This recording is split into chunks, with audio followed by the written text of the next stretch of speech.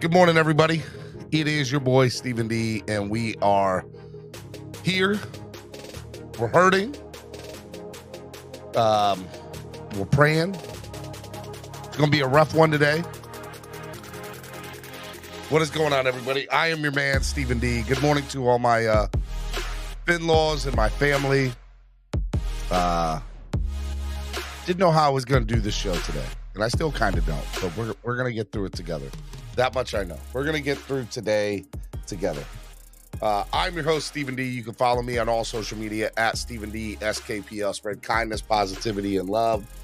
I think that's how I'm going to do my show today. Spread kindness, positivity, and love. That's what today's show is going to be about. That's what it's got to be about. Miami Sports Music. Follow Miami Sports Music on all social media at Miami Sports Music and at MIA Sports Music on Twitter. Make sure you hit the like button. Subscribe to the channel. We're like 600 people away from 10,000. So there's a positive thing.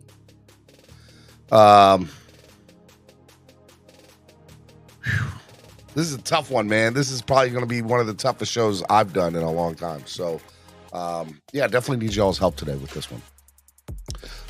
Hey, sign up, become a member of the channel today. If you want to sign up and get access to perks, join the channel to get access to perks.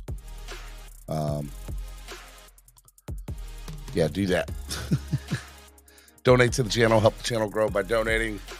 Use the YouTube live super chat, which is $sign down at the bottom of the chat. You can also use Cash App or PayPal. The QR codes are right on your screen here. You can use those. Want to give a big shout out to our sponsors of the show, ZSM Sports. ZSM Sports, the number one place to get all your sports memorabilia needs. Make sure you check them out. Angry Owls, best place, best subs in South Florida over at Pembroke Pines. Make sure you check out Aldo and them. Little Vesa Soda. Probably could use a little Vesa Soda this morning. Born and raised, a beer created for the fans, by the fans. You guys need a great place to sit, greatplacetosit.com. All this information is in the description below, and obviously Tailgater, the number one place to do your tailgates. Download the app on your current Apple or Android device today.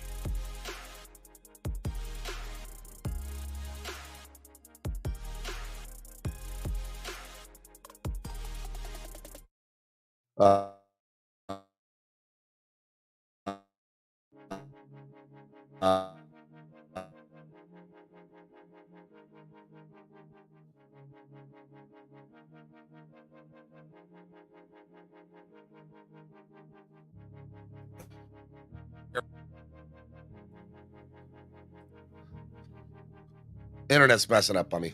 Obviously it is.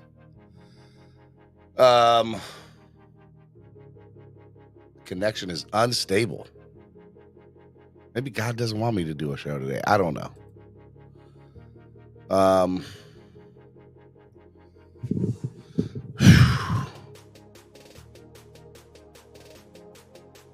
Let me see here.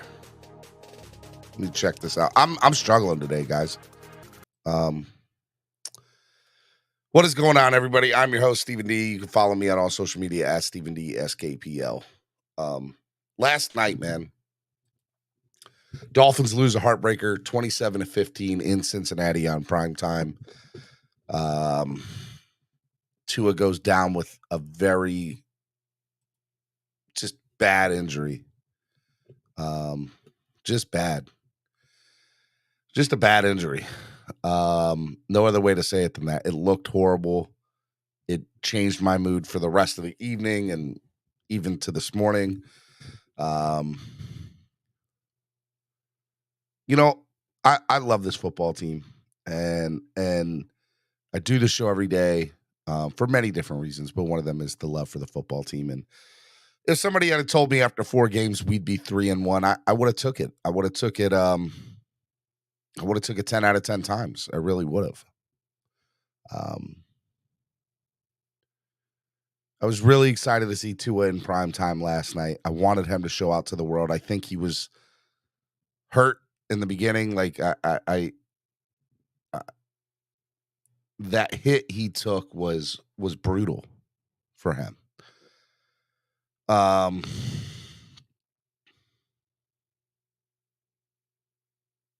We could be spread kindness, positivity, and love, and that's what I'm going to try to do because look, we are 3-1. He did go home. He did leave the hospital. He went home with the team last night. He was in a neck brace. They said he was walking around. He was chatting with people. I don't know what's going on with him per se. I just know last 2 games he's had some scary hits, I guess is a good way to put it. And I want to kind of put some things to rest. Number one, the Dolphins, I have clarified this with people that work for the team. I have clarified this with former NFL players that have played in the last 2 to 3 years, not the last 15 to 20, that the Miami Dolphins in no way, shape, or form can approve a player to go onto the field. It is a third-party team doctor or third-party doctor, not team doctor, third-party NFL-approved doctor that approves somebody to go on the field. And they approved him last week to go onto the field. And they approved it, and there was no concussion protocol for him this week. They did not deem it that he had that. Call it what you want, but the Dolphins in no way, shape, or form, from what I have been told, had any hand in him saying you're going to play or you need to play or whatever. It was a third party who said, you're all right. You're good. He definitely looked a little uncomfortable in the first quarter. You look at the underthrow he threw, and then the injury later on in the game, you're kind of like, were those two things related? Was his back messed up? Is that why he was struggling getting the ball where it needed to be? He definitely looked different than he did in the Baltimore game. But at the same time, there's still, I saw confidence about him that he was going to play through it. He was going to do what he needed to do. He was ready to play. I don't like the fact that he took that hit. He should have thrown it away. I will say that the Cincinnati Bengals were playing very aggressively last night on many different plays. Do I want to use the word dirty? I don't know. I know that it definitely looked like a WWE hit that slammed him, but I'm not going to sit here and make excuses for it. I think we need to realize this is a very violent game. Violent. And that probably players at the end of the day are not made to hit each other the way that they are in football. But they know the consequences and the risks that go out onto the field. And, one of the things that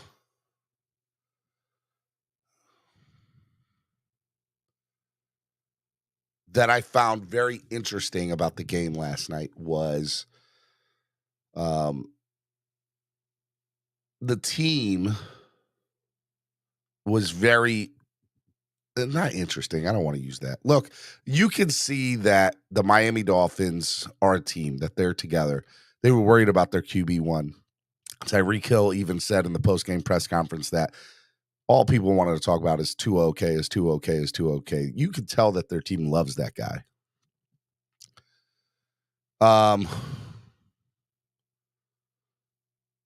It's definitely something that makes me feel that he's the guy that needs to lead this team. I don't know what Tua needs to do. I think he probably needs to take a couple weeks off minimum. Just get healthy. Figure out what's going on with you at best. He was in concussion protocol last night, obviously.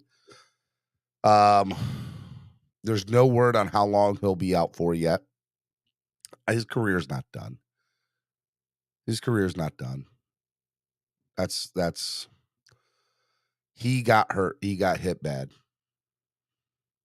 And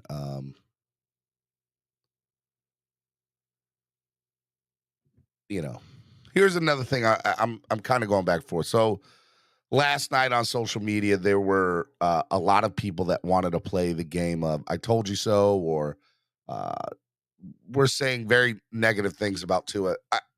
Let me say something here. Tua is a son. He's a person.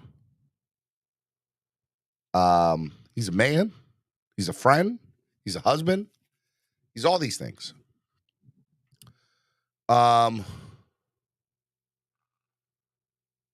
It's okay to have an opinion about how you feel about a player. But I think that there are time and places to say certain things or how you present certain or where it comes from, right? If I sit here and say that player X is bad, I feel like it coming from me. I, I don't think I'm a hater. I don't think I try to support. The only person I think you can clearly say I've definitely overblown with the hateness, and I don't like that word, but I've overly criticized is Noah. That's it. So, I try to be very thoughtful and tactful about how I say about a player or what I say about a player and how I approach them or talk about them. Uh,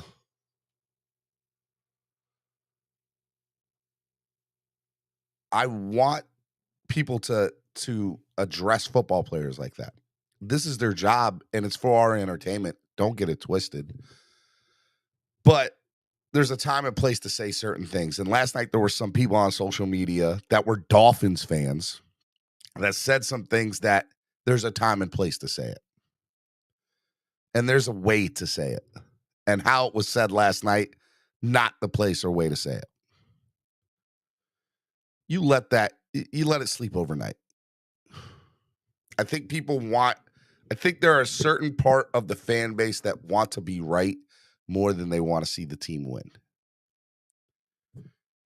I had to have a conversation for 30 to 45 minutes on the phone with a couple of people last night who watched the show, who I admire very, very much. And I had to have a conversation with them about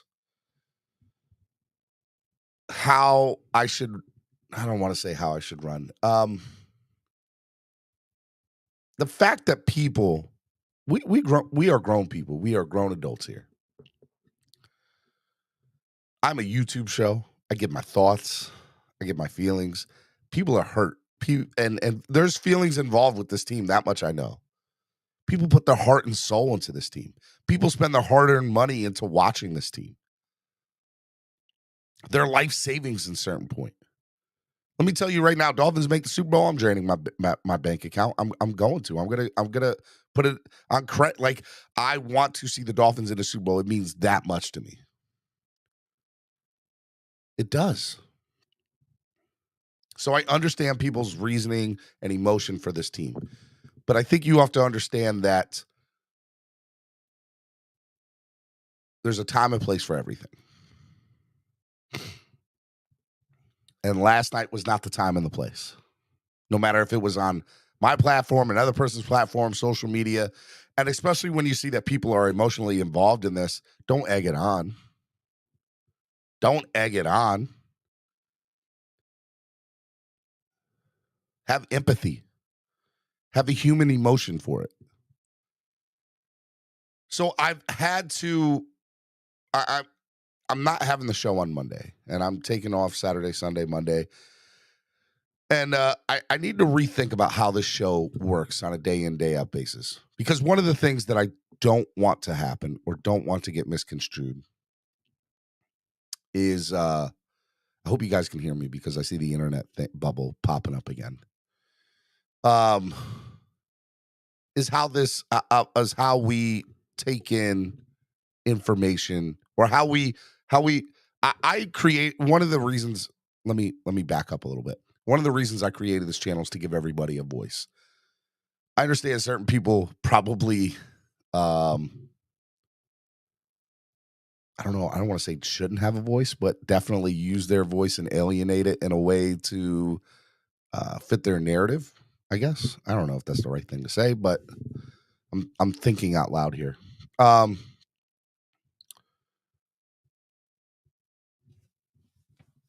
I just need people to understand that there's people's feelings involved here, and we're all family. I really mean that when I say that. We're Finlaws. You are my Finlaw. You are my brother. You are my sister. You are my Finlaw. Um,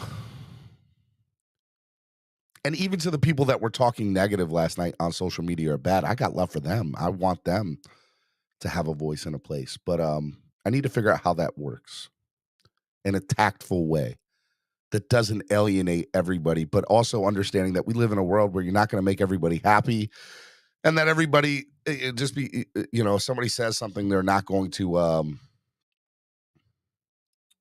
make somebody happy with their opinion or their view on it.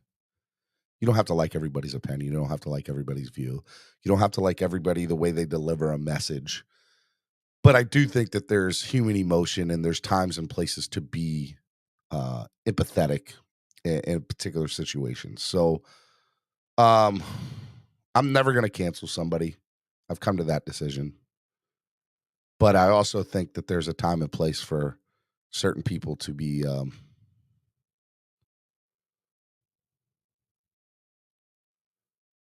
I think there's a time and place for everything. And I think that just because you say something doesn't hold you to.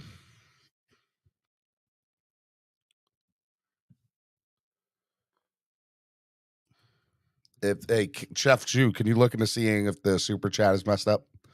I appreciate that, Cat for Life. Yeah, I mean, it doesn't give you the right. Just because you have the right to say something doesn't mean you should say something. And I'm not going to celebrate injuries. I'm not going to allow somebody to come up here and celebrate an injury. I know that. If you start coming up here with that nonsense, probably have to get rid of you. I think what I need to do is probably be a little bit more strict on how I regulate the panel and how I do it. And I think I'm going to have to. And there's things, and it sucks because again, we're grown adults here. And what the heck is my show for you to be like, hey, look, um, this is whatever. What is clock blockers? What does blocking myself off clock blockers have anything to do? So I don't know. It's I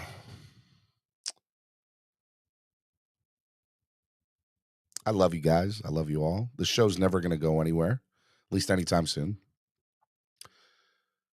Today, I'm going to allow y'all to come up one at a time. There are going to be some people that I'm not going to allow to come up. If you start talking a certain way about Tua, I'm going to kick you off.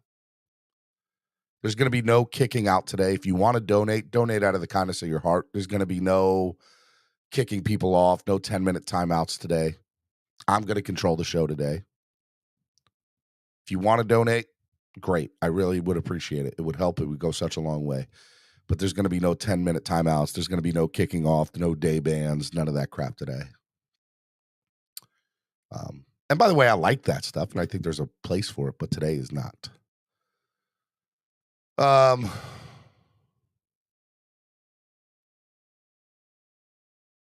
We need I want to give you all an opportunity to talk about how you feel about this game, because I think that there's a lot of hurt feelings, depression, and I want to go one-on-one with you. So it's going to be Therapy Friday. It's going to be Spread Kindness Friday. Um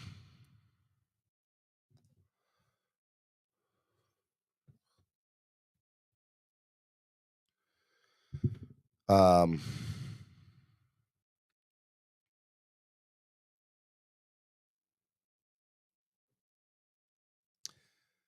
yeah, I don't know what else to say. I love you guys. Let me open up the panel. It's going to go one at a time. And there's going to be some, and I'm going to be strict today. Again, there's no 10-minute timeouts. If you want to donate, thank you, Chef Shu. Donate out of the kindness of your heart. Donate because you love the show. Donate because I've been doing this for 20 is it 23 or 24 straight days of either being live or traveling.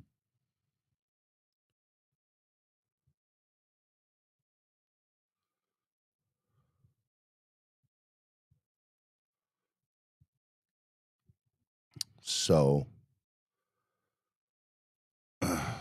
we'll see.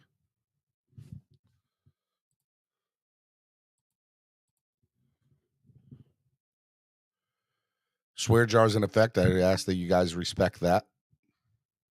If you're going to cuss, at least donate. Say, hey, look, I need to get some off my chest. I'm going to give you my $5 or $10 or whatever it is. Whatever. Donate to the channel.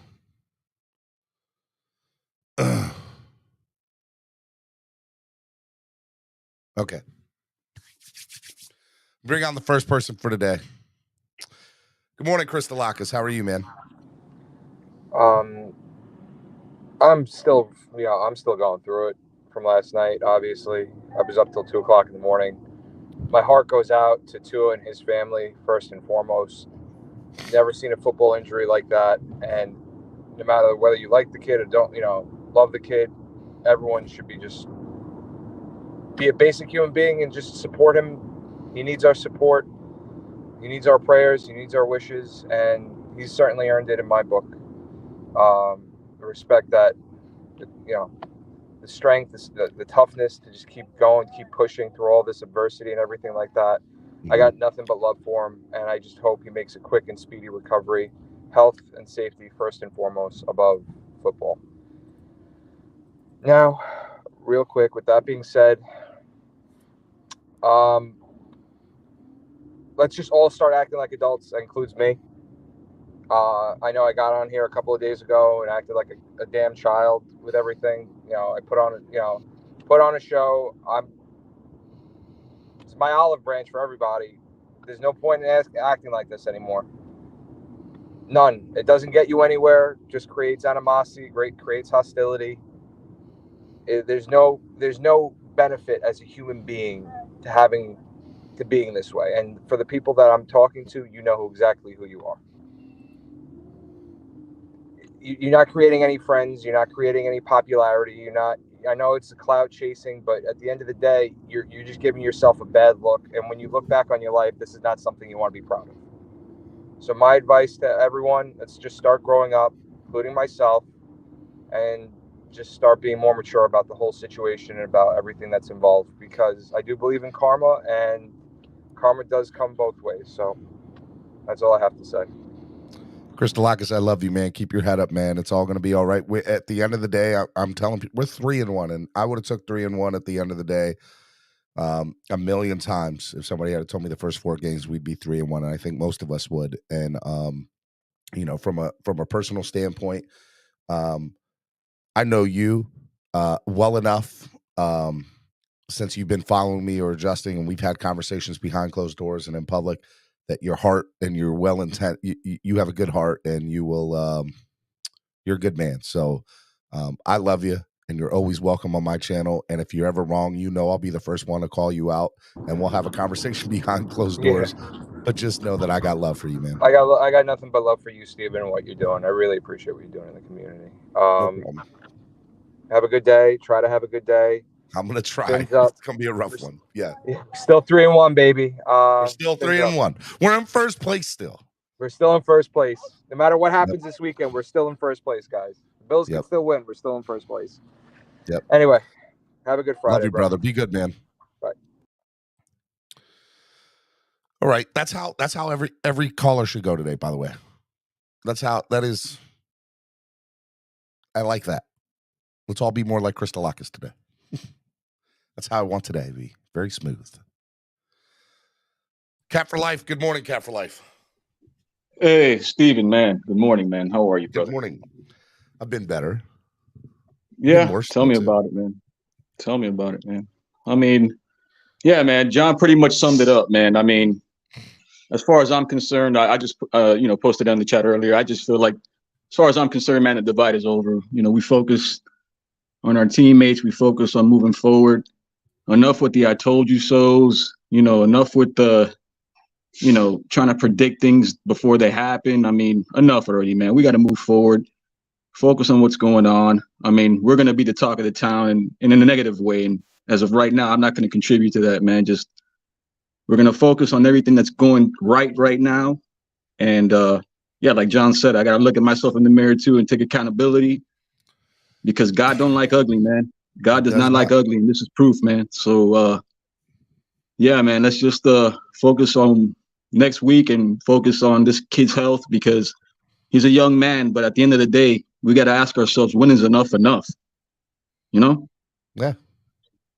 And yeah, man, I'm not going to keep you up too much, man, because I know you got a lot on your plate. But like I said, man, just try to focus on that super chat situation. If not, I'll reach out to you on Cash App. But yeah, man, just people can always donate through Cash App or PayPal. I put the link in the chat. I'll put it in there again. I don't know what's going on. If Chef Shoe's watching, if he could see if there's anything going on with the super chat with YouTube, if it's down or anything. Otherwise, Cash App or PayPal. But I appreciate it, Cap. Thanks. Yeah, man. No, we appreciate you, man. And just yeah, man, this is the time for everybody to have a voice, man, because we're gonna get a lot of negativity, man. We got to fight back with positivity. And it's funny you say that.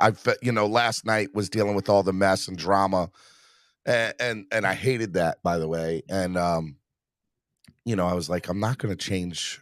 I started the show to give the fans a voice. That's not ever going to change. So, if somebody asks, why does this feel like a funeral today, or why does this look like this, or why are we all I think again, this is how people feel. People are feeling down. People feel hurt. People feel like a family member got really, really hurt last night. I think, man. And there's nothing wrong with that. Like it's that's what it is. And from a football standpoint, and to spread positivity and kindness and love, we are 3-1, right? We gave ourselves a cushion that God forbid something like this kind of happened.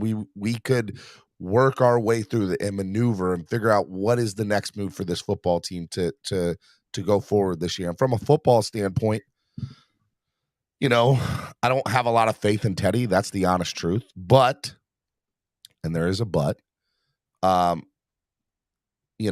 also think that our schedule will allow us to probably win some football games, even if Teddy's the quarterback. So, man, you know what, man? The football politics can kiss my butt at this point, man. Like, if we're going to go for it and we wait for Tua to get healthy, we'll wait. But at the same time, we got to play with the people that we know can do something. I don't understand why we're so scared to play players that are, even if they're young, if they're balling, let them ball. Like, how are you going to know what's going on if you don't do it now? I mean, now it is not the time to be like, well, we paid him $10 million. I mean, man, if you're producing on the field, you play him. I think McDaniel knows that. Well, from a football standpoint, there's a reason, beside from the Tua injury, that Skyler was dressed last night. And I think part of that, by the way, is that that Skyler has some of what it takes to do. I think if Teddy plays like he played last night during these next 3 or 4 games, I think we'll see Skyler in there at some point. I do. Yeah, I know, man, because it's just Fitzpatrick 2.0 at this point. I don't know if it's Fitzpatrick 2.0. I wouldn't say that. I mean, I just don't like the picks at the last minute when we're about to score. Donated $10 on Super Chat, so it is working. Thank you for the show this morning. I needed this, Mick Villa said. I appreciate it. All right. Well, let me get on the ball to figure out what's going on, man. But yeah, man. I love you, man. Thank you, man. And love I you too, agree. brother. All right, be good, man. Yeah, man, brother. Enjoy the weekend. Yep. All right, let me bring on the next person here. I'm just going in order, guys, just so y'all know. Lewis. Good morning, Lewis. Good morning, Steven. How are you? I've been better, man. Me too. I just wanted to come on. I'm here working, so it'll be real quick. But I've been one of the guys that have been, I would just say, hypercritical on Tua. And what I seen yesterday, I was devastated because we're not even talking about football at this point. We're talking about a young man's life. And it's just disturbing to see how there's certain people within our community or just in general that have nasty things to say. Like Florida, we just experienced a Category 4, almost a 5 hurricane, and we've seen all the love. When you're talking about things like what we seen yesterday on TV, bro, we need to put all the football shit aside, all the stuff that we think about people or how you feel, and just think about how that person is dealing with it, how that family, those people's families is dealing with it. And again, I just wanted to come up here real quick and say my prayers, nothing but mad respect for Tua, what he's going through, what he's been through, what he's given us. Like, it should all be about that kid today, because it for me, it's not even about football no more. I don't care if I see Tua ever again, and I don't mean that in a bad way. I want that kid to be healthy and just in life, because he succeeded. Whether it's what we wanted as a team, he succeeded in life. That man went to college, got a free education to play a game that he loved, and he made it. He don't have to prove nothing to nobody else. He made it, man. He made it as a man. He's going to be able to protect him and his family and for generations to come. It's like, bro, it was very scary yesterday to see. And again, I've been one of these guys that have been very hypercritical on Tua. But again, it's nothing about football. I just want him to know that us as a Dolphin fan and the community, we support him 100%. We're going to rock with him with whatever happens or comes out of this situation. And I'm just hoping for the best for the kid, man, because at the end of the day, it's not about football. We're talking about real life now. You know what I mean? So I just again, Stephen, you know, me and you talked the other day. This platform right here has been eye-changing for me, because anytime I've been up here, you've always shown me respect, given me. I mean, me and you haven't always agreed on stuff, but you always give us the platform and stuff. So I know for me, I think I just got to do a better job when I come, not only on your show but other platforms and stuff. We got to just do a better job as fans and as people in general, man. So again, I just wanted to come out here, shout out you and shout out Tua. Tua, we're all praying for you, pimp. Like, you're our guy, man, no matter what. So I appreciate it, Lewis. Man. You know I love you, man. And I know I say that to a lot of people, and people are like, you tell that to everybody. I really mean that, though. Like, that's the type of person that I am. Like, I love Level 2 Noob, Andravius, you, Roach, Cap for Life, Epps, Sharif, Mark from Bill's Mafia, Crypto. And I know I'm missing a million of you guys, and just know I got love for all of you. I really, really it's one that, thing. It's one thing just to say it, Stephen, and the people that tell you, "Oh, you say it to everybody." Well, let me just speak for myself. I've seen it firsthand, because I was with you over at the Hard Rock Stadium for the Buffalo game, and you showed me nothing but love and admiration for being on your show and stuff. And I seen you do that with people that you were just meeting for the first time. So we don't really care about what those other people think. I know we all know you're a real one. Alan, you too, Stephen. We all know you're a real one, man. So I appreciate that, man. But again, it should be all love today. And again, prayers out to Tua and the family, man, and just everybody, man, because we're dealing with a life situation that has nothing to do about football. So hopefully the kid is doing well. I appreciate it, brother. Thanks, man. I'll talk to you next week, man. Be easy. You too, Steven. All right, we got a whole bunch of people in the back room. Miami Sports Music's #1 Miami fan morning show. Clock Blockers, it's Therapy Friday. Dolphins coming off a loss. Couple things I want to say. So I'm scrolling through Twitter, and I just want to shout out Bill's Mafia.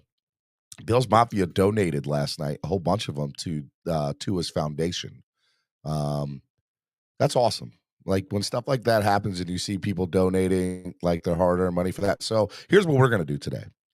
A portion of all the proceeds that are made today, and I say portion because YouTube takes out money, there's fees and stuff like that. Can never say 100%. What's a portion of all the proceeds, majority, will go to a donation to Tua's Foundation today. So if you donate to my channel, we're going to do a donation to Tua's Foundation today based on what's donated to the channel today. So portion of all the proceeds made today on the channel, we're going to send to Tua's Foundation as a donation. We can't let Bill's Mafia show us up. So we're going to do that today. So I'm pretty excited about that. I just made that decision right now. So Can't let Bills. I was like, I can't let Bills Mafia be donating and we not. And we have a morning show here every morning. So, yeah, let's do it, man. Anything that's portion of all the proceeds that are donated today, we're going to donate to the Tua Foundation. Let's do that. Let's raise some money this morning. All right. Let me bring on the next person here. I'm going to bring on Sharif. Good morning, Sharif.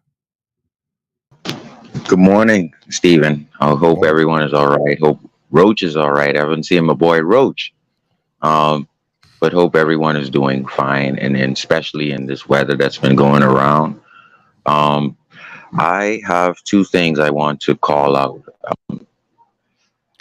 Why and Stephen, I'm asking you to, if we were successful for 40 plays with two safeties back playing cover two or Tampa 2, protecting X knowing he has a groin, or protecting, I don't know, you need him. Why in the world is Josh Boyer going with single high? You only had 3 days rest to sleep. The most you could have slept was what? 26 hours. You don't have that much rest. Why is Boyer? My question to you is, why is Boyer going single high? And also, why is he blitzing without putting safety to protect any of these guys? And he did it successfully against the Bills, who we can argue receiving corps is not Cincinnati, but at least you would have had a Javon Holland and a Brandon Jones to tackle with T. Higgins right after X missed the tackle. You would have had a Javon Holland in place to make that tackle. And to me, this is where I just continue to Boyer once again in the doghouse. And then the next thing that we have to investigate, which I thought McDaniel was so wrapped up in Tua at that time, that was not an interception by Teddy. But he did not throw the red flag because I guess he was wrapped up in the moment. If you look at it on instant replay, that ball touched the ground and the Dolphins blew their chance to give themselves back the ball. And I know everyone else is gonna come in behind me, but I just want to talk about the game and the things that I thought caused us a win. Here's what I think. I think for the most part, the defense did what they, to go through last night and you look at the stats, time of possession, the Bengals had it for 31 minutes. We had it for 28 minutes, right? They had 6 penalties. We had 6 penalties. They played 63 plays. We played 63 plays. They had 16 first downs. We had 20 first downs. Their yards per play were 5.9. Ours was 6.3. They had 67 rushing yards. We had 85.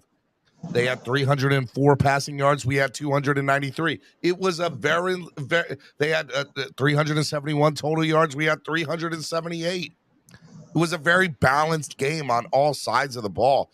The biggest factor was, I think, in the second half, the players, and this is not a knock on them. This is what I heard and what the reality of the situation was. They were worried about their brother. They were worried about their teammate. Yeah, I couldn't. And I think that I don't think that the Bengals are better than us. They beat us. I'm not going to sit here and make excuses. They beat us point blank. Okay? And I think that's how Buffalo feels about us. Like if we had beaten them, it would have been because we're clearly better. Yeah. But even though they squeaked it out, we know we're a better team. Put it this way, I respect Cincinnati, but I'm not scared of Cincinnati even still. Right. And I think with a fully healthy team, that includes our secondary, having Byron Jones back, and then a healthy Tua, I want to see Cincinnati again in the playoffs. Let me see them in the playoffs again. I'm ready. And I know other people wants to come up, Steven, and I'll say this. All of my Dolphin fans who watch tape, if you watch that tape, that's not an interception by Teddy. They didn't throw the flag. And number 2, if we were successful for 40 plays in holding the Buffalo Bills in cover 2, that's 2 safeties back. Why in the world would you not give X a safety over top when you were successful against the best team in the NFL? I think X has been hurt all year. He hasn't really been saying it. But I think but you get it's a great question, right, Steven? It's a question because you were successful of putting cover 2. That's two safeties deep. For me, your T. Higgins, oh my God, Chase, Jamar Chase, and the other guy, they're the three best receivers. Yeah. For me, you have to play two I mean, safeties here's the back. reality. I mean, T. Mhm. Higgins was eaten last night, but Jamar Chase, I think up until the fourth quarter, wasn't. I'm not sure what his final stats were when it was all said and done. Needham actually locked him down. I think he had one big catch. One big Jamar catch. Chase, yeah. So I mean, he had 4 catches for 81 yards, but I think going into the fourth quarter, I think he had 37, or it was under 40. And Needham did a great job, but once again, situational football by Josh Boyer. If I am Josh Boyer, I am putting a safety over the top on third downs and I'm rushing 4. Why? Because I know X has a groin and he ended up wrapping it up early in the third quarter. He was out for the game after that. That play, I think, actually aggravated the groin. Yeah. So, Josh, I know Flo teach you. You learned 15 years worth of championship football. Boyer, you need better situational football. I think we give up maybe 10 points with safeties over the top, and that's the only point I'm trying to make. And I think it's an easier defensive game, Stephen. But thank you again for allowing me to come on. You do a fantastic job. We're gonna push forward. I'm not going to talk about the quarterback position yet. We got to think about how. For me, it's how you diversify this defense and better play calling for Boyer. Yeah. For me. But thank you again and take All care, right, brother. brother. Roach, we Be good, need you man. back. Appreciate it, brother. Be good. All right, Miami Sports Music's #1 Miami fan morning show, Clock Blockers, right here on the Miami Sports Music Podcast Network. I said a portion of all the donations today we're going to donate to the Tua Foundation. I got Alex C, which is Cap for Life. Cap for Life just donated $50 on Cash App. Cap for Life. Hold on, that's the wrong button. Cap for Life just donated $50 on Cash App. Jose Valdez donated 10. And Adam S donated 10. He said, "This is for Tua's Foundation. Pray for Tua." We're definitely going to do that, man. So that's awesome, man. Keep on donating. Portion of all the proceeds today, we are going to donate to the Tua Foundation. Okay, so let's keep those donations coming in. Cash App, PayPal, or Super Chat. All right, let me bring on the next person here. My brother from another mother. What's up, Epps? Steven, can you hear me okay? I can, yeah, I can, buddy. Hey, man, how you doing, brother? I've been better. Yeah, I get that. I wasn't gonna come up here today because I just didn't want to come up here today because I felt like I was gonna call a bunch of people out and stuff, but I'm not gonna do that. I just wanted to let you know as a man because you've been so respectful to me and so good to me. I'm stepping away from social media for a little bit. There's a lot of people that have done that over the last Because 12 hours. Don't feel you're not the only one. I've seen a lot of bad stuff in my life, and I've been around a lot of bad negativity, a lot of bad energy, and a lot of bad stuff that I couldn't separate myself from. I had no choice but to be involved in it. And I promised myself that if I was ever in a situation where I was unhappy and I didn't like the way things were being said or what people were doing, I would remove myself from the situation instead of staying there because I'm not forced to. You know what I'm saying? I'm not forced to have to go through this. So this for me no longer is even about football right now. I've lost. One of my traits in life is losing, so I'm pretty good at it. So it's not even that serious to me about losing. But, some of the stuff I saw said, some of the stuff I saw was just so disgusting to me that let me pause you for 1 second. So I want to clarify you, and this isn't directed for you. This is for a lot of people. Last night, I'm on the phone with a couple of people, and I need people to understand that, you're right. You know, people can say whatever they want to say. People can have their own stuff, but understand when you say something that words matter and words hurt. Yeah. And You mean that there are consequences to your words. exactly? I can Now, go up to. I mean, I can go up to Von Joe and call him, a BI or whatever, and cuss him out. But chances are he might knock me out. There's consequences to everything. Von You know Joe's what a I'm big saying? guy. He might do that, but Yeah, you can't just say whatever you. there's can't just say what.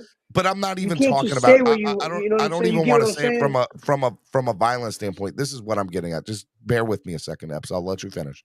I want to interrupt because I feel like it's important to get this out. When people say stuff on social media, you don't understand how it affects other people. So I deal with anxiety and depression. Okay. And Same, I yeah. know there's a lot of people that deal with it, that watch the show and deal with it. And understand that when you guys say something on social media, because we're such a close-knit family, because we're Finlaws, because we love the same football team, it can affect other people. Now, you have a right to say, hey, look, it's what I think, it's what I say, it's my social media, or this is the platform, and you, to a certain extent, you're 100% right. But I there's a agree. thing called empathy and having empathy Exactly. for other people. And understanding that when you are when you're piling up on one thing, that it's just not going to fly. That's not you need to have a human reaction and understand that people matter, man. People matter. Yeah. And when My, you're so Epps is not alone. Epps is not the only one over the last 12 hours that has personally hit me up and said, I can't do this no more, bro. Like I just didn't love you. want you to think. No, I didn't want you to think I was you're falling off the dude. face of You the are the earth. fifth person I in the didn't. last 12 hours Yeah. that I has mean, I hit didn't me up want you on guys so. to think. Hold on, You, Epps. You are yeah, the go fifth ahead. you are the fifth person in the last 12 hours that has literally hit me up, whether it be phone call, text message, or DM in like Discord or something, that has said, I love you. I got love for you, Steven, but I can't deal with the fans anymore, and I can't Yeah. deal with Yeah. how this is. We're not the Like first person, bro. I'm a You're not in the jokester, boat. Steven, and I mess around, and I I get I deal with all this stuff too.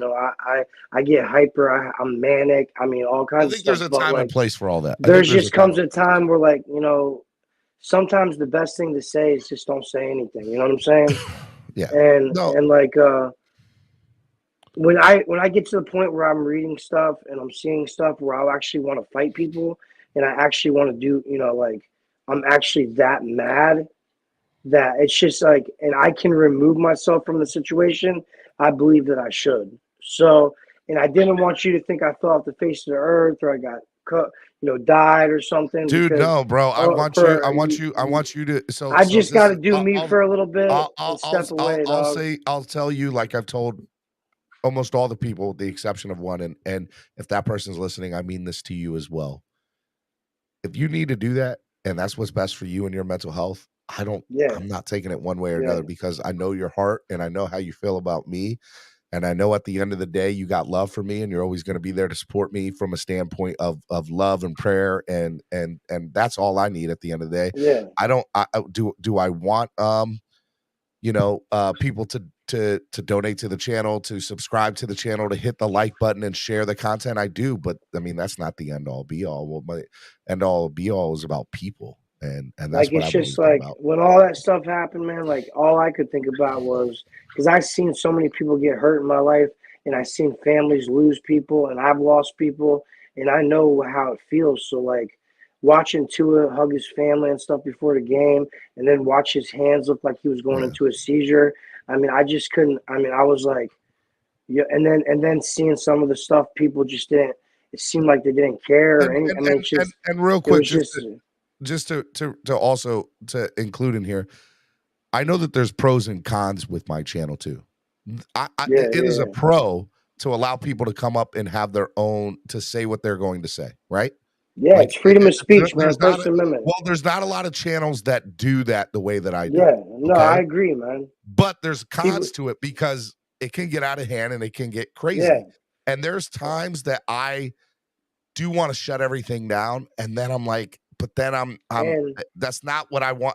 That's not, sometimes I feel like and look, I'm not perfect. I feel like I have a 85% success rate into when it comes to, should I do the right thing and whatever. And I think that's pretty good for a YouTube channel, but I think there are times I've made the wrong decision and let things go on longer than it should. And I apologize for that, but I'm not going to be 100% successful. And it's just me. I'm only one guy. So I'm sitting here trying to pay attention to the chat, pay attention to the panel. There's 15 million things going on. People are arguing with each other. They're cussing at each other. I feel like if we're grown adults, you respect the panel, you respect the swear jar, you respect this platform. Not everybody does that, and that sucks. But I'm not going to get everybody, and there's times that I'm even going to, say I'm going to let things on. Well, and there also comes a time for that, And there also comes a time in life where you just have to respect people, respect another human. You can't just be, you know what I'm saying? Like, it is. I honestly feel the most bad for Tua of what happened to him. I hope God, I hope he's okay.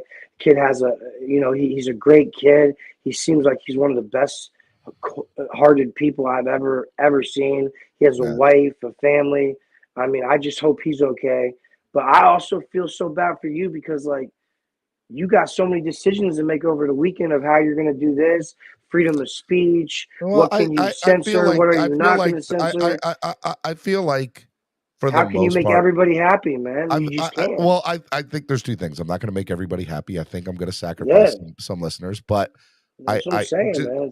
But I also know this. I also know that I'm not going to change 100% of the way I do things. Like, Wildin' Out Wednesday is still going to be a thing. Right? Yeah, I agree with all that. Man. I agree with freedom of speech, but like, I agree with say what get up and say what you want to say what you think you. But sometimes, but maybe Wildin' Out like Wednesday doesn't have to happen on Tuesday like it did this week. Like sometimes being an adult and just censor what you say for a little bit, man. Let stuff cool down. You know what I'm saying? Like, you got to be an adult and you got to know when to say stuff and when not to say stuff too. Yeah. So, like, that's on you. People that do, like I said, I'm not naming anybody, but people got to live with what they do and what they say. That is what it is. You know what I'm saying? You got to live with that. You know what I mean? Like, I'm not saying I'm the nicest person or like I have the best heart, but I'm loyal, man, and I care for people. So I know I'm not like a psychopath with no empathy or anything. You know what I mean? So like, I wanted to get up here and personally tell you that I'll be back hopefully. You know what I'm saying? I just got to step away for a little bit. I appreciate you coming up and saying that, and know that I got love for you, and I want I just wanted to tell you as a man. I love you, man. I love what you're doing. I love everybody. I love most everybody in this community. And you know what I'm saying? Like, it's nothing against you guys. I just feel like if something's making me really unhappy like this, that I should remove myself from it instead of continuing to let it build up to make it something worse. You know what I'm saying? So that's what I'm doing right now. My girl agrees with me because last night I was just so upset. You were not in a good place last night. Last night she's like, you just need to step away from this stuff, man. Let it go for a little bit, and just do you. Yeah. And she's right, you know what I'm saying? So like, I wanted to tell you as a man, that's what I'm doing. Has nothing to do with you, man. You're a great person, man. Your family's great. Your whole persona is just so great, Steven. And I wish everyone. I don't take it personal. You're good. If the whole world was like you, I also know you're coming back, so you're good. Yeah, if the whole world was like you, man, this would be such a great world, bro. It just sadly, it's so funny you say that because, and I'm gonna let you go after this. I appreciate you coming on. Thank you, Steven. Thank you, man. No problem, brother. I love you. No, I'm good, man. I got everything out. I just didn't want you to think I fell off the face of the earth and just left you hanging, man. You're good, but like I said, man, it is what it is at this point. And I just need to, get some take a mental health break. I get it. Mental health break, yeah. Yep. I love you, brother. Be good, man. I love you too, Steven, and keep doing your thing, man. And I wish nothing but the best for you and your beautiful family and everybody around you, man. All right, man. Till you return, brother. Be safe. All right. Thank you, brother. Thank you, man. So I appreciate Up saying that. there's two things. Number one, I don't take stuff personal for the most part. I mean, I think I'm human. I think I have human emotion and human reaction to things, but I appreciate when people are real in their feelings and understand, and what matters most is people's feelings. So look, today is Therapy Friday, right? And so it's usually Spread Kindness Fridays. And he said something he said something that I thought was really, really good. And he said, hey, I wish more people were like you, more people. So that's why I do Spread Kindness Friday, man. That's why I do it, because I feel like there's negativity is very easily spread, and hatefulness is very easily spread. And for some reason it expands and gets bigger, and it moves like it moves fast, moves real fast. I still have people hitting me up. I've had people hit me up now just being like, hey, man, I'm going to step away from watching the show for a little bit because it's just today is a bad day. Today is a real bad day for a lot of Dolphins fans. And this has been a rough week for a lot of Dolphins fans. Know that my channel's here. Know that, got a lot of love for it and you and everybody. And yeah. There are people, I appreciate people hit me up saying, hey, look, I'm going to take a break from watching the channel. You don't have to tell me that. But I appreciate that you all do. And a lot of it is, I think what more people really want to say is I just need a break from social media and Dolphins in the Dolphins world. Sometimes we just need to unplug, and that's fine. There's nothing wrong with that. I know that y'all are going to come back. At least I hope. I think y'all are. So, all right, let's go to the next people. People, things. Just want to remind you all, if y'all donate to the show, a portion of all the donations today, we're going to donate to the Tua Foundation. You guys can donate on Cash App or PayPal. I've gotten a lot of donations on there so far today. You donate on here, YouTube Super Chat. Portion of all the proceeds today, we will be sending a donation to Tua's Foundation. Okay, so donate today. It's a big one. We can't let Bills Mafia show us up. All right, let's do it. All right, we'll go to the next person. Mark from Bills Mafia, man. Good morning, Mark. Hey, not good morning, Steven. It's just morning. I'm not as emotionally invested, obviously, as a Bills fan and what you are, but when I saw the injury last night, it made me sad. It made me sick. I thank God that I have empathy. Yeah. And, I jumped over to the Bills fan page, and one of the first things that I saw was nothing but overflowing support for Tua, and the link later on to his foundation. I did donate $17 last night to the Tua Foundation. I feel really, really horrible about the situation, and then seeing the stuff that's been. I don't do Twitter. Be honest with you, I'm old. I'm 64, so I don't really do the Twitter thing, and I follow the Dolphins streams because, to be honest with you, I've rooted for the Dolphins in the past. The Shulik era, the Marino era, and everything, and I feel bad for what happened, and my prayers go out to Tua and his family, and his health is certainly more important than a football game. Bottom line, I find it hard to understand the nature of people who can't show empathy for a man whose life was potentially in danger, and say the things that they had to say on some of the chat lines last night. Like I said, I don't do Twitter, so I don't know how toxic that got, but it got pretty toxic. There were people calling me at 1:30, and I was calling people in reference to like 1:30, 2 o'clock in the morning. Trust me, it was bad. Like all I can say to those people is you should be ashamed of yourself and look yourself in the mirror. And if it was a member of your own family that this happened to, how would you feel? I just wanted to just say the game outcome, to be honest with you, doesn't matter. The man's health is what matters, and prayers to Tua. I hope he recovers quickly, and I think that he needs to really assess where he's going to be, in his life, 10 years down the road, 20 years down the road, etc. and is a game worth his potential future. That's really all I got to say. Thank you for having the platform today. It's a tough day.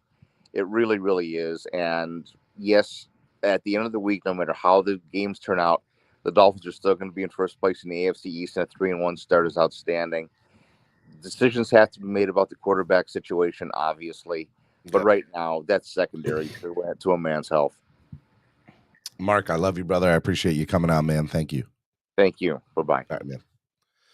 Miami Sports Music's #1 Miami fan morning show, Clock Blockers, right here on the Miami Sports Music Podcast Network. It is Therapy Friday, Spread Kindness Friday. Now we're trying to spread kindness. It's tough today. This is a tough. There are some people that are hitting me up saying, "Why does it feel like a funeral?" I think understand, man. This game. It is a game. Don't get it twisted. It's a game, but we love this team. We love it. We love what the Dolphins are. We love what they represent. We love what they do to us on a day in, day out basis. For the most part, 85% of the time, this is a beautiful, wonderful community. There's 15% that is not, but I think we have our moments just like any family does. Every family has their own ups and downs. Every family has members of their family where, like, we don't claim this person. This is understand that we are all Finlaws here, and right now I think today there's a lot of feelings. There's the feelings about that's first and foremost, and that's Tua and his health, right? Understanding about him and his health. There's also, and this is secondary, but there's also, oh, this was the game that we're going to show the world that we're for real, and we didn't do it, and that sucks. That's sad. That pisses me off as a fan, because I think we are that good. I think we are that team. I think when Tua's here and he's fully healthy, this is a tough team to beat, y'all. This is 100%. I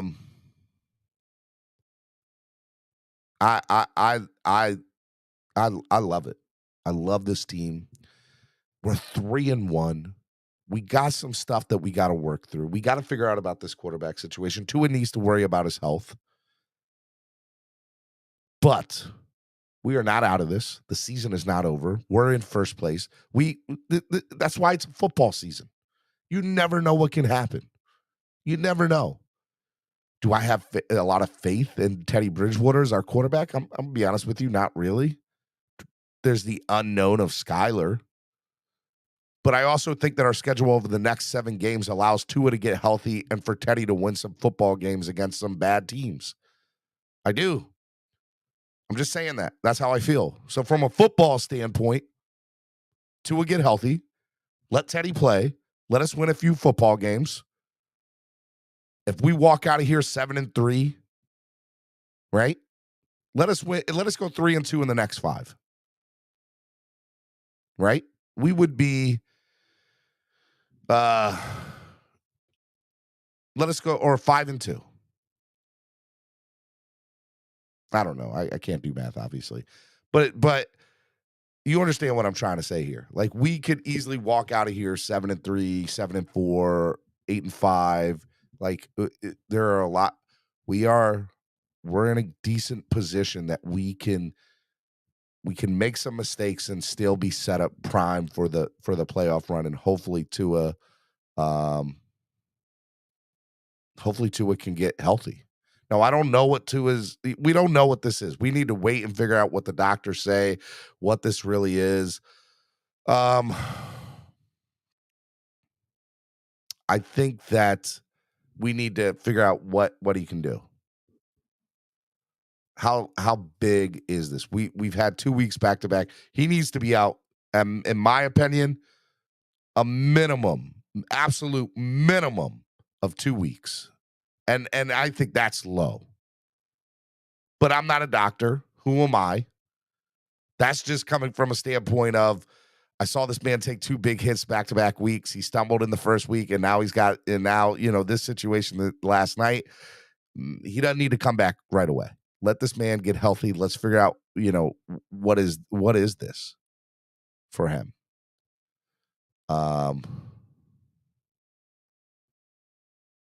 And so I'm not a doctor. I don't even want to speculate how long he should be out now that I think about it. I think what we need to do is let the doctors take its course, put whatever faith we may have remaining in Teddy into him. Teddy, you're the guy. Okay?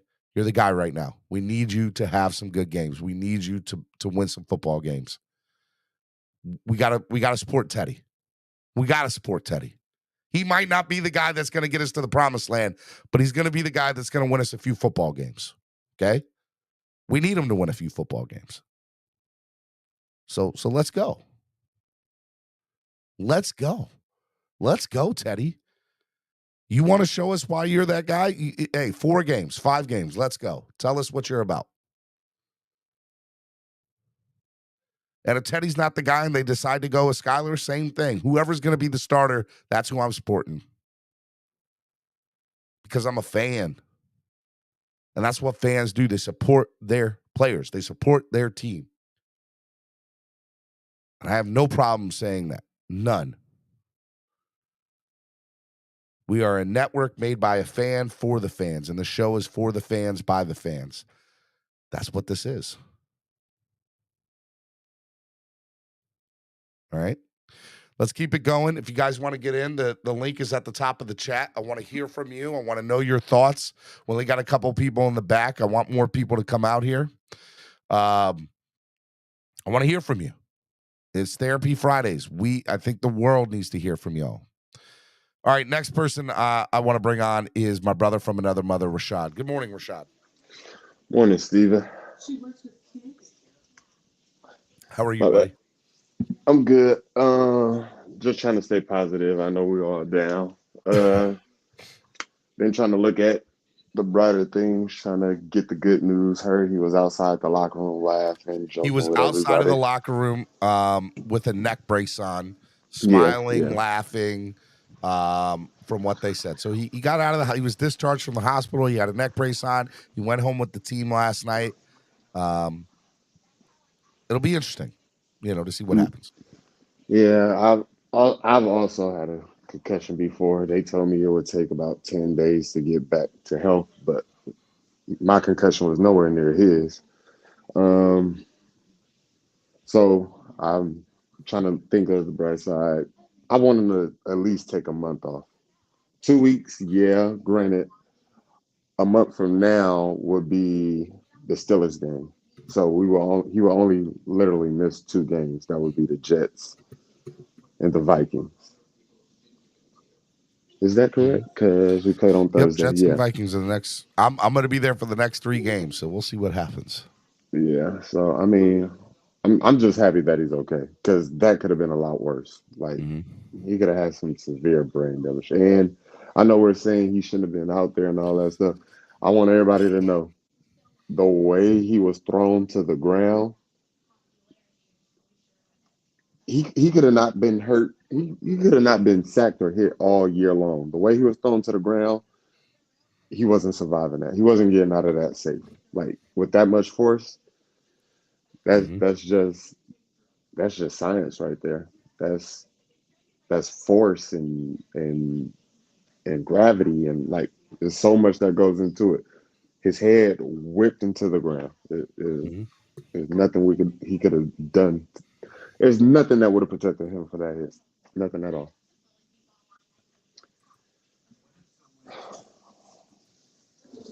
It's rough, man. It's a rough situation.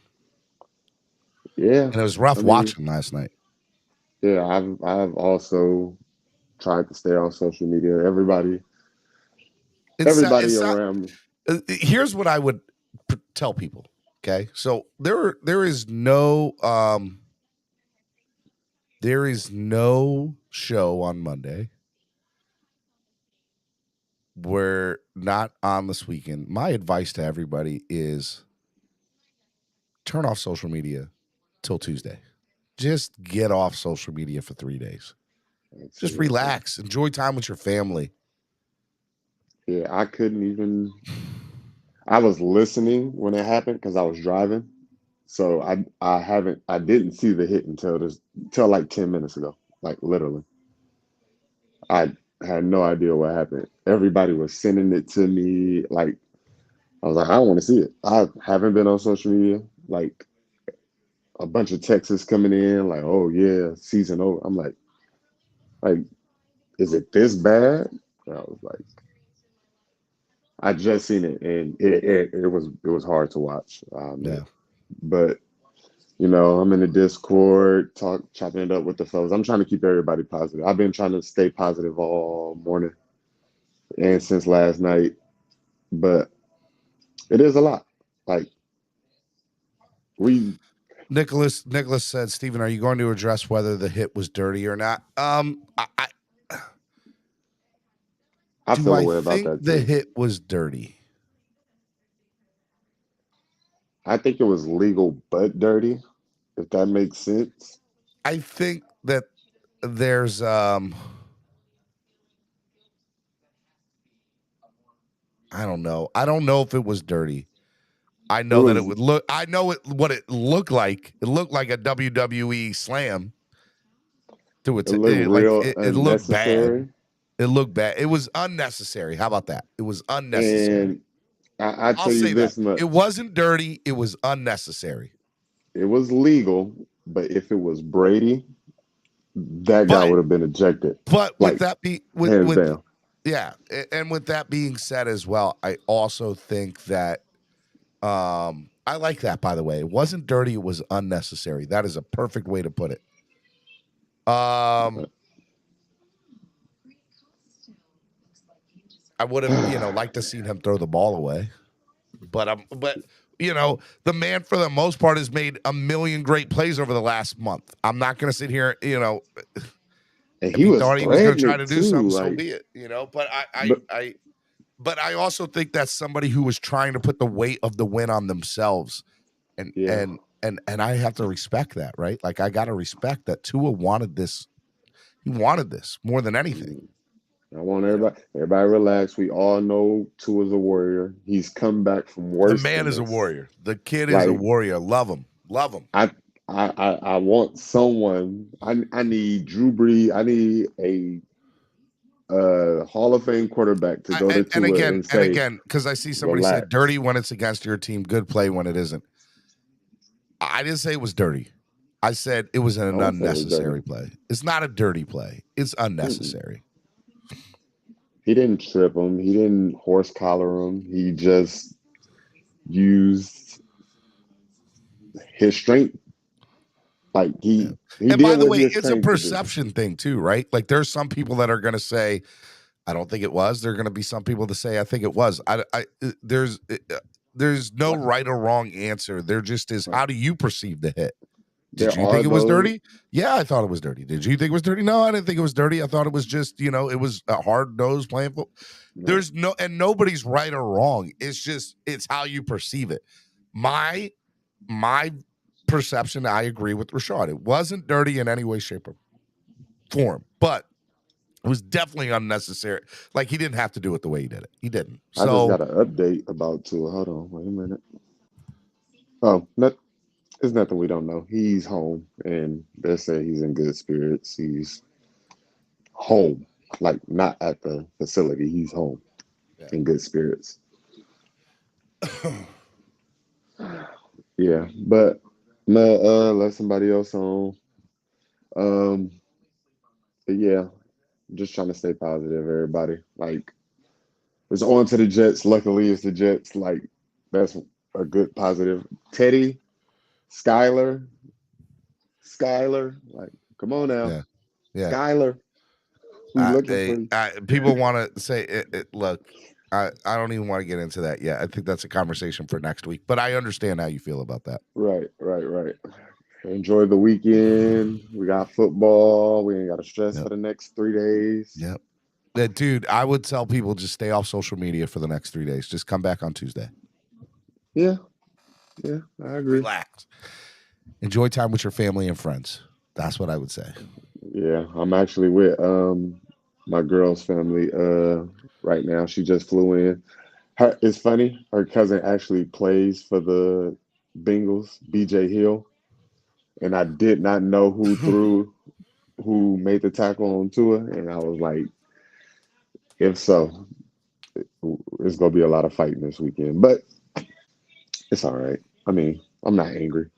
I'm trying to stay. I'm glad he's in good spirits. He just needs to sit down. Don't rush it. Yeah. Like everything's gonna be okay. Just protect yourself, get better, get healthy, and come back, get us to the playoffs. Like we're ain't nothing changed. We got three winnable games with Teddy Bridgewater coming up. If not 3-2. If it got to be 4, we got 4 winnable ones. Like it's a team effort. Teddy's just taking over one position for now. Yeah. All right, Rashad, I love you, brother. Be good, man. Yes, sir. Love you too. All right, man. Miami Sports Music's #1 Miami fan morning show, Clock Blockers, right here on the Miami Sports Music Podcast Network. Want to remind you guys a couple things.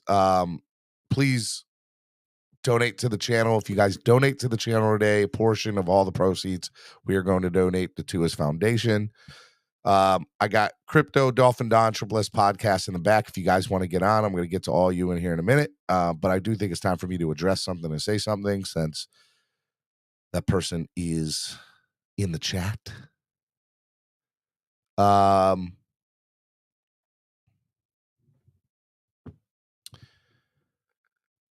You know, my channel is for everybody. It's for the fans. Okay? It is a network made by fans for the fans. We're not going to like what everybody has to say. But I think what needs to be said is that there is a human element to this. And there's empathy. So I'm going to call you. I hate doing this. I hate that I have to do this. But I need to. Okay? You guys need to understand how difficult this is for me on many different levels. Okay? Because I don't like it. Pete, you're in the chat. I'm going to address you. I'm not going to cancel you. But I need you to understand that there's a time and place for everything. I don't think some of what you said was from the standpoint of how you felt about should Tua be playing or should he not be playing is wrong, right? I think that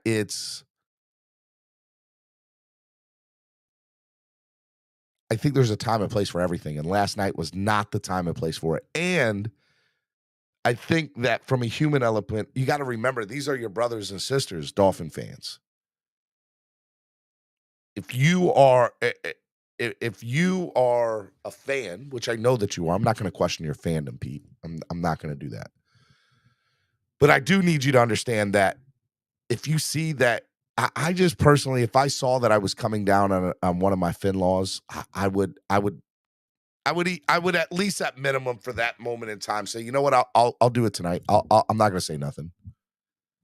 I'll retract my statements. I'll erase my tweets, whatever. But I eventually will say what I want to say. I think there's a time and place to say what you want to say, Pete. I think last night you pissed off a lot of people, man. I think you pissed off a lot of people, bro. And it's not about what you said. It is about what you said, but it's also how you said it, man.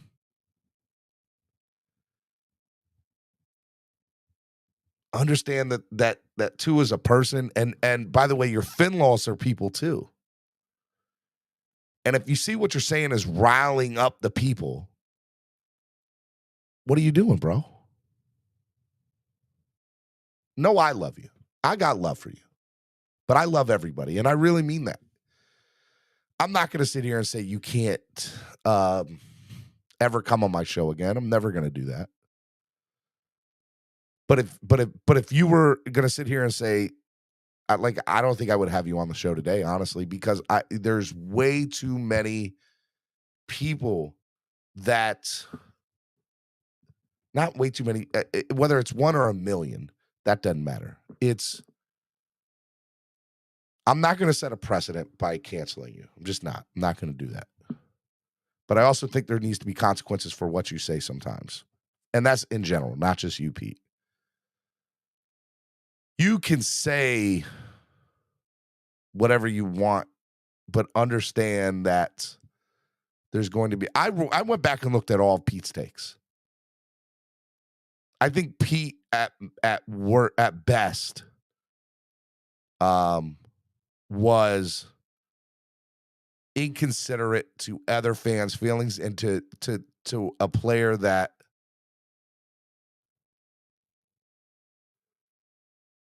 Steven, I don't care, bro. And that's part of the problem, bro. You say you don't care, but you do. You say you don't care, but you do. You want to be right more than you want to be a fan. I'm not questioning your fandom. I'm just saying you want to be right more than you want to be a fan. And you don't have any empathy for this situation. And that's and by the way, this is what we're observing.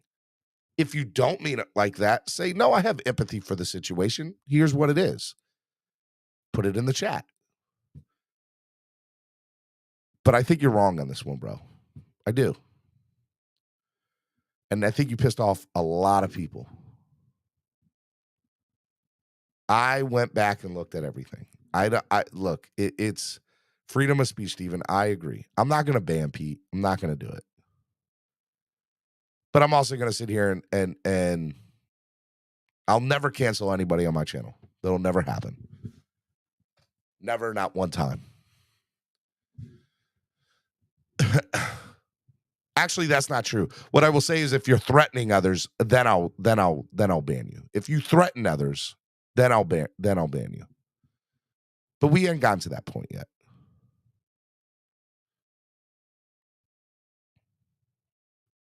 And I just think that there's I need to, what I want from people is when you come on my show is at minimum be empathetic to others.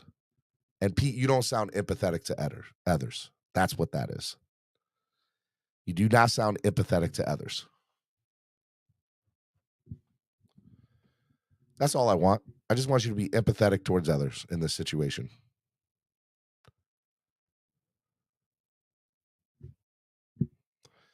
So you can say you don't care. You can say all this stuff. You're not being empathetic towards others in this situation. And that's what people have a problem with you with. It's not that you shouldn't have a voice. It's not that what you say is right or wrong. It's where's your empathy in this situation?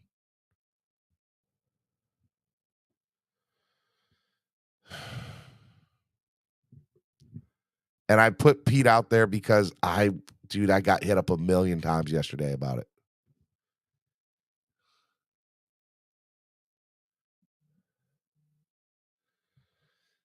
William Perry always, you know what, we should cancel Gravity. This would never happen in space. We know what you did, Gravity, and we the Dolphins are coming for you.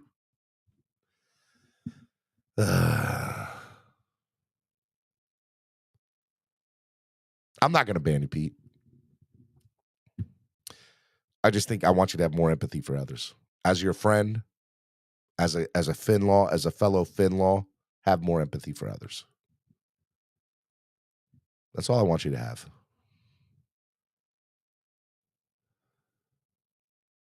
That's it.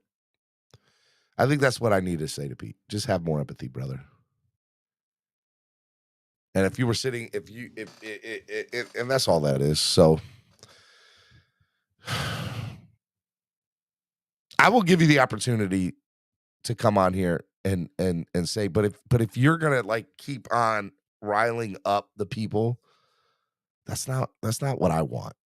How about that? That's not what I want, Pete. I don't want you to rile up people. I want you to have your take. I want you to have fun debates, but don't rile up the crowd in a way that's negative that is going to cause chaos, like not chaos, but like mean and hurtfulness. And I feel like that's what you did last night.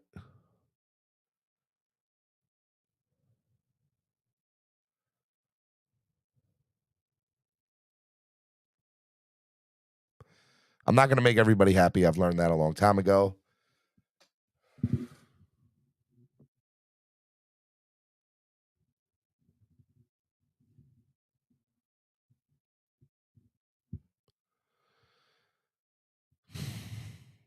I hate that y'all are arguing in the chat. It's ridiculous. It's ridiculous.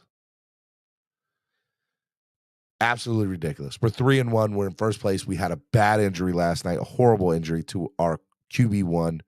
That's more about football, that has to do with him as a human being. And we want to sit here and argue about BS. Stupid. Just stupid.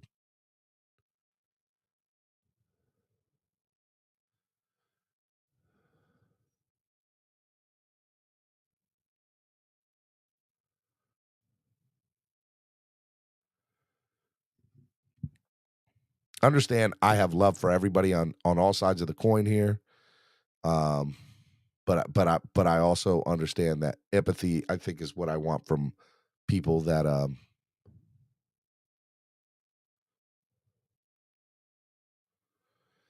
Pete, that's part of the problem, man.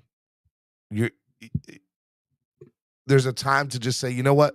I don't agree with y'all, but I'm gonna let y'all have at it. I'll be back at a future time. What you're doing right now is riling up the masses and pissing people off. It's not. Is it right or wrong? It doesn't matter. It's just, bro, like, have empathy, man. There's no empathy in your statement.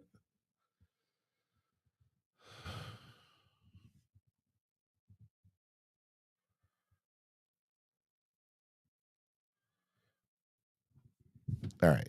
I don't know what to say. I addressed it. People can't say that I ran from it. I addressed it. I'm not canceling Pete. But I think, Pete, you need to do a better job of showing empathy as your friend. I would tell you that. That's what I'll say. All right, let me bring on the next person. Dolphin Don. Good morning, Dolphin Don. Hey, what's up, Steven? I'm just pissed. Yeah, I know. Yeah, me too, man. Me too. Well, this is bringing out a dark side in a lot of people, especially in the fan base. In the fan base, it really is. Yeah, especially Buffalo fans. I've apparently riled some feathers over there in the AFC East roundtable. They put a thing out there, and it was just labeled some kind of crazy mess. So, Dolphin fans, Tua wasn't hurt, huh? And I'm like, okay, I can't argue with that. I don't know. But for them to make that statement, I basically came out and said, well, Tua was knocked out of games for cheap shots by 18. The Buffalo Bills. I'll go ahead and put it out here, document this thing. And cheap shots like that should be punished. As long as Tua's out, they need to lose their starting quarterback for that long. That's my 2 cents. Everybody's focusing on, well, they missed this diagnosis or whatever. Okay, yeah. Hey, I might agree with that. But at the same time, why don't we look at the other side of that? And like you said, that emphasis that the tackler put on Tua last night. Yeah, Tua could he's got a history. I think the Big O said it. Oh yeah, he holds on to the ball too long. Yeah. Even in Alabama, that's why he got hurt the first time. He's a competitor. And so we can't sit here and say, oh, Tua, don't hold on to the ball. No, we were all saying make a play. And that's what he started doing, right? Yeah, you're not wrong with that. That's a very accurate. By the way, I think you're actually saying some of the same things that Pete is saying. You're just saying in a very empathetic and tactful way to say, I don't want to. Yeah, I'm not. I don't mean to put you two in the same, but I like you're saying. Look, that's what I think. I don't know. I'm just trying to. I don't know. I'm trying to get people to see the entire picture of everything. I missed what Pete was saying, and I apologize, but that's my valid own 2 cents. Hey, there's, and yes, my empathy for Tua runs deep. I hope he's okay, because I also had a head injury when I was in the service, and I know how long and drawn out that process is. Yeah. I'm sorry, Dolphin Don. It's just I want. What do you want, brother, man? We'll get it. What do I want? I want the fans to get along. I want the fans to come together, and I just don't think that. I mean, I'm also not stupid. I get that probably never going to happen, but right. I don't know. I've done this show for over a year and a half, and so I've gotten to have relationships with people who I personally have never had any run-ins with, right? And even if I have, you know, it's always been behind closed doors, and I've kept that private, and we've laughed, hugged it out, and moved on to the next thing, right? And so when you start seeing people that you're friends with, and people say I use the friends term, look, I'll say this: everybody here is my friend. I really agree with that. So when you start seeing people argue with one another in the chat, you want to be like, guys, like, we're all friends here. The reality is not everybody is friends here, and that sucks. But I don't know. I feel like I'm never gonna change. If I change for one person, then I set that precedent to change for everybody, right, Dolphin Don? So I feel like I shouldn't do that. I feel like I should be true to myself and understand that I'm Mr. Spread Kindness, Positivity, and Love. Yeah.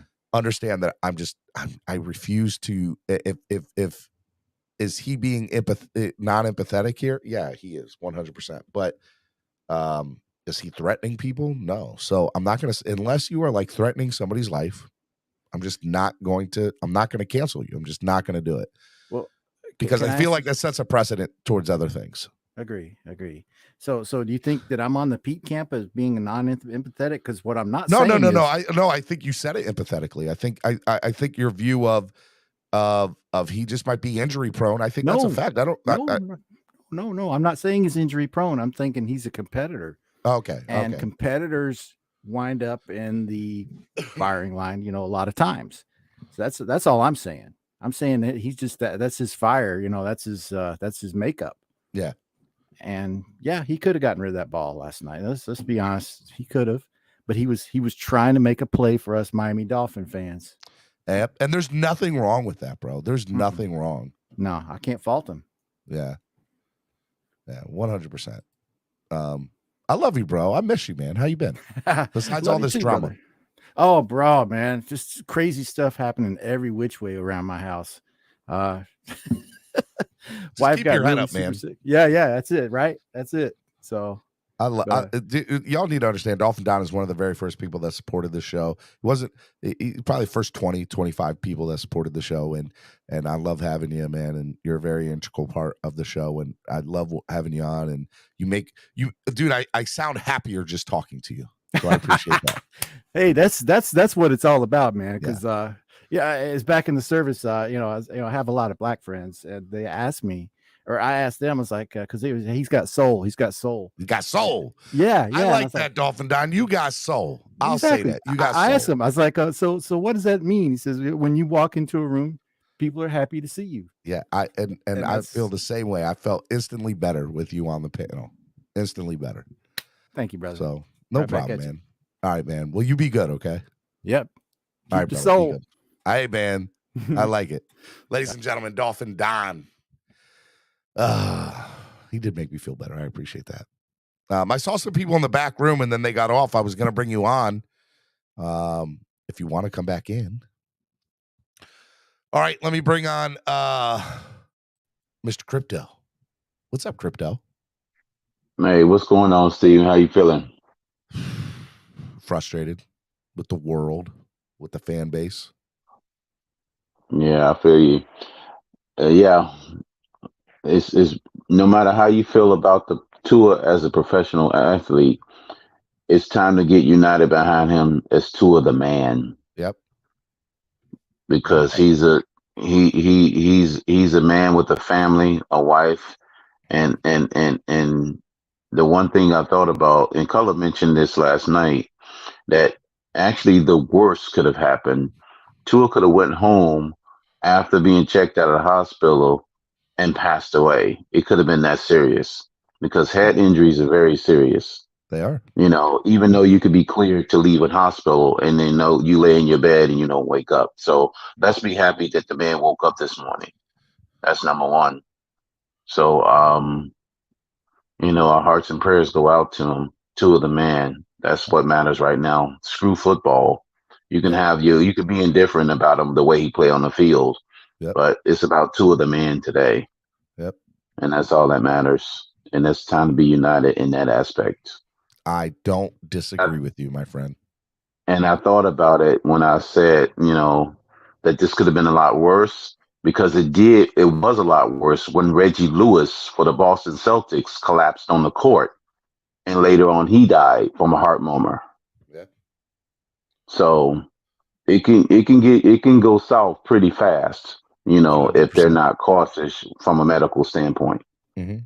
It's not the 100%. time to try to rush them back, and it's time to swallow your pride and get behind quarterback number 2, whoever they may be. Of course, we want it to be Skyler, but the coaches need to really dig deep and say, hey, who's the best man for the job? Because honestly, Stephen D, I think if Skyler would have played on that last drive, we would be 4-0. Yeah. That's just my opinion. Yeah. But if the coaches still go with Teddy, then let's get behind him for the meantime. But that's the way it is as far as the rest of football, as far as the next 2 or 3 games go. I'll be at that Jet game, and I'll be at the Viking game as well. So I'm excited to see you, man. It would have been nice to see Tua play once again, because my first time ever seeing him in person, it was beautiful, wasn't it? It was beautiful. He had a 6 touchdown performance, and my first ever Dolphin appearance. Watching the Dolphin game, it was Tua throwing 6 touchdowns. So I was hoping to witness some of that in the next 2 weeks as well, but unfortunately, might not get a chance to see that. But it's time for the next man up mentality as far as football is concerned. But as far as Tua, his health and safety is what's important. Take your time getting them back healthy and at full strength. There's no need to rush him back. We got enough depth at that position that with enough talent from an offensive standpoint to be able to weather the storm. Hey man, look, I think that's what we have to do. Yeah. All right, brother. Be good, man. I love you, man. Yeah, man. Love you too, man. Hang in there, man. I'm trying. I'm trying. And I'll see you next weekend. I'm driving up there, but I'll get there. I'll probably get there probably. I'm 4 hours away. I figure I'll get there probably around 9 or 10 in the morning, roughly. On Saturday? No, I can't even make it on this Saturday. I'll be now for the following Saturday for the Viking game. Yeah, I'll be there on Saturday. Okay. But this upcoming Saturday, I won't be able to make it on Saturday. All right. But for the Vikings weekend, I'll be there Saturday because my flight get in at 12. So I'll make it for the Saturday event on the Vikings. This upcoming weekend, I'll be able to make it an early tailgate, but I won't be able to make it on Saturday for the Jet game. But I'll just, I can get that day off. Hey, yep. Next 2 weekends will be fun, man. We will see each other once again, man. Hey, listen, I want my hot dogs. I want 10 hot dogs. I don't know about 10, but I got you on the hot dog, guys. You're good. You're good, man. You're good, man. I'll take some popcorn. I might have some for you at the tailgate. We'll call it even. We'll call it a day. Oh man, don't worry about it. You're good. You're the man, brother. I love you, man. Be good. Okay, man. Miami Sports Music's #1 Miami fan morning show, Clock Blockers, right here on the Miami Sports Music Podcast Network. The link is at the top if y'all want to get on and talk.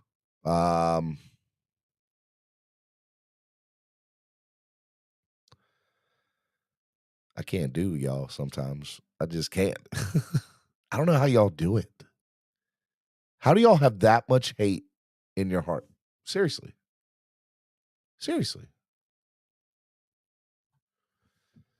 I don't get it. I don't get how y'all can have so much hate built up. I don't have time for that. I do not have time for it.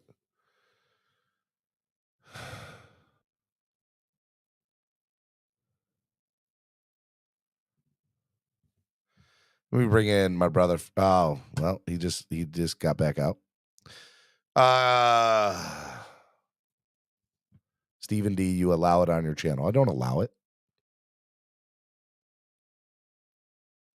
I don't allow it. What do y'all want me to do? Like, be honest with me for a minute.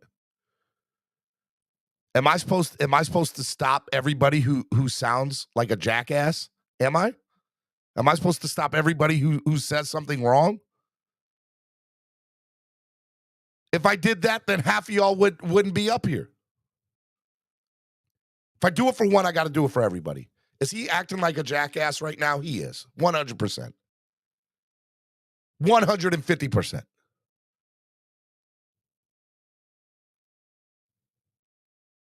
I'm doing me. I'm doing the best me that I can be. If y'all got a problem with it, turn the fucking channel. That's how I fucking feel about it. Good morning, Bonjo.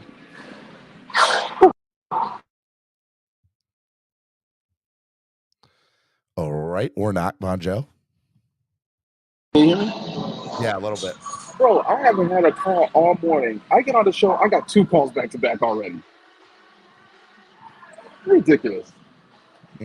But speaking of calls, shout out to you for noticing a Landon Roberts 1 play per game. I definitely called you up after a Landon Roberts play. I definitely did. Definitely did. Yo, guys, everybody saw a Landon Roberts 1 play where he blew up that guard or tackle, whatever it was, that player for on the goal line, and Steven called me right away. Drake called you, bro. It was like, say his name. And I was like, no, I'm not going to say his name. Because say we all his know, name. Say a Landon Roberts name. We all know he's good for the 1 play. And he gave us the 1 play. So, again, shout out to Landon Roberts for the 1 play. Shows up like clockwork, baby. Yeah. How are you this morning? You're clanging and banging? Yeah, man. I had to get in the gym. It's been closed for the past, 2-3 days? Yeah. Because of the storm. So, getting in a full body workout today. Grom Dog said he had 2 plays, just so you know. What was the other one? He had 2 plays. All right, y'all seeing stuff. Are you talking about the play where Christian Wilkins got there and then he came up for cleanup duty? Because I don't count that one. Don't hate, man. So again, Landon Roberts is good for 1 play per game. Yeah. But we did see a lot of Duke Riley though. Yeah. But there's one thing I also wanted to address Sharif's comment about Boyer. Guys, listen, if you look at how we played our safeties, the safeties were rolled to one side to protect our corner, the softer coverage. Once X went out, at that point, you have to play single high. You got to try to bring pressure because Lord knows, Burrow was out there baking cakes. I think he sent me an apple pie. That's how long he had to send the apple pie. That's how much time he had back there. So, I mean, we had to roll. We were rolling coverage at one point. Couldn't roll coverage because now we down both corners. Okay, try to bring pressure while playing single high, and we got cooked. We got exposed. Plain and simple. Yep. Our cornerbacks are fully. Hold on, there's some serious banging and banging going on right now around me. But I mean, at this point, guys, we just like to say we're 3-1, so the sky's not falling. It feels like you would it, but think it's not. The sky's falling if you look at the chat. So let me tell you, if you look at the chat, the sky's falling. We're 0-4. The world is ending. I created the monster called Pete. It's not a good look. I'm losing subscribers because of Pete. What else? What else here in the chat? So that's the one thing I want to say about that issue. I'll address that issue real quick. When people like that do things like that, you giving them attention back is just probably fueling it. Yeah, I'm here. I'm listening. Or yeah, either fueling it or maybe you're not talking about me. You're talking about the people in general. Yeah, the people in general. Yeah, I'm not talking about you. Yeah. People giving it attention is probably fueling it, and if he's being an attention, let me swear, jar, attention whore. Okay, you giving him attention is giving him exactly what he needs and what he's looking for. We sitting there saying, "Oh, we're gonna," how should I say, leave the channel. We're not watching, lose a subscriber. Okay, that's letting him win, right? Me, I haven't addressed him. I haven't paid attention to him. I just keep on trolling. That's what I try to do, but then the other funny part is I allow everybody to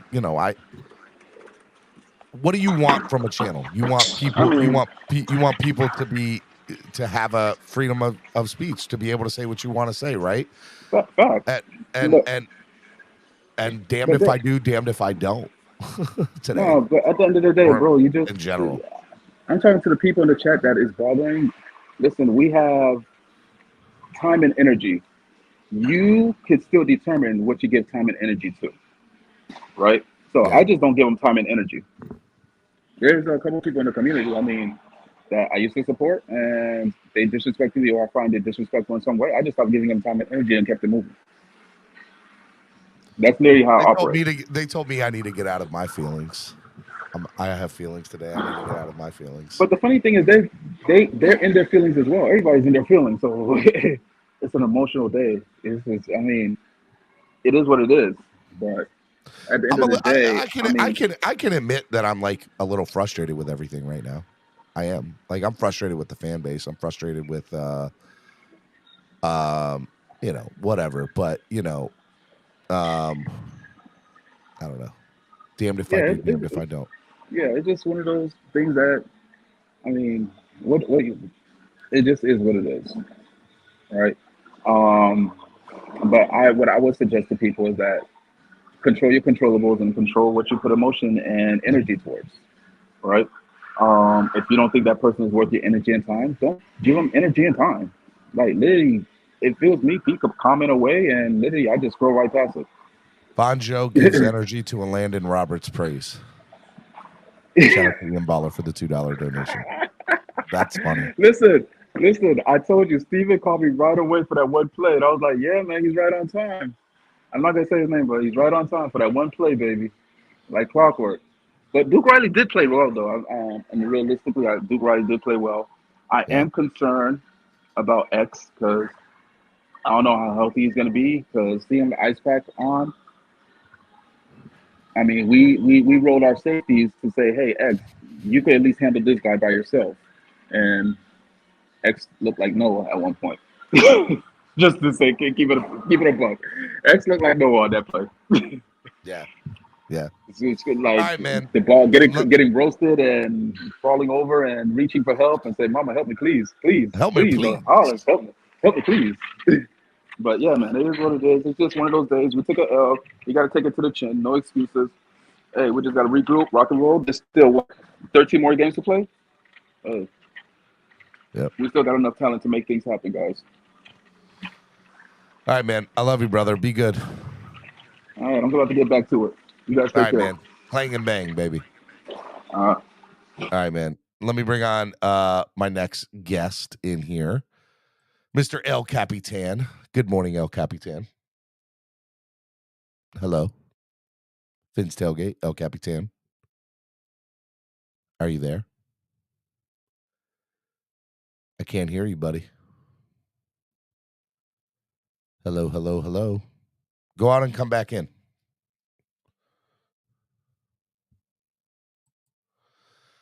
All right. I'm going to give him a second to see if he can go out and come back in. El Capitan? Yo, can you hear me? Yep, I can hear you. Yeah, I'm having bad connection issues today, but first of all, I want to point out the hypocrisy in the chat and on the show right now, Steven. No disrespect, buddy. But I mean, I sat here and watched people for the last 2 to 3 weeks straight go at Pete again and again. It was super easy for everybody to converge on one person and put the bad name on one person because he was willing to stand back and take on everybody. Okay. And I'm not going to sit here and defend Pete to the ends of the earth. Okay. But straight up in chat, my your mods are over here deleting my name, deleting my It's comments. one person. It's Andrevius. I know it. I know. It's Andrevius. It's okay. We'll call it what it is. It's okay. Andrevius is upset today. I'm not going to take his I get mod it. I'm away not because happy he's that pissed my off. quarterback went down, because if you guys listened early on the show in the years, that if Tua goes down, the season is pretty much over. It's a wash. You might as well go to Skylar because the future is shot. Teddy has no future as a franchise quarterback for the Dolphins. Maybe he does, but I don't think anyone would predict it. That's for sure. You know what I'm saying? But you know, I like how everybody's able to go at one person, but when things don't go right, now everybody's in their feelings. This is a terrible So thing. let It's me not. let me address what you said. So number one, when it comes to Pete, I said I don't necessarily have a problem with to the certain extent of where Pete was coming from. I just think there's a time and place for everything. And then there's an empathy factor to it, right? And there's a way to say certain things. There's a way to be tactful and say certain things. And I also feel that if you're gonna egg on your fellow Finlaws, which I believe we all are, Listen, Stephen, that's the what type of hypocrisy empathy I'm does that talking show? about right now, Stephen. You're Okay. talking about egging on your Finlaws. That's literally what it's done on this show. I mean, let's be Okay. real, bro. Let's be real. So That's what we all do on these networks. It's egging each other on. We go at each other. He literally hasn't changed. so time He out, time hasn't out. changed. He's been the Okay, same guy okay. since we've known him. So I think that there is a time to do it and there's a time not to do it. Wilding Out Wednesday is a time to do it, right? Stephen, you're not putting yourself in Pete's shoes. The last 3 weeks, the whole friggin' entire fan base on every platform has gone at this man.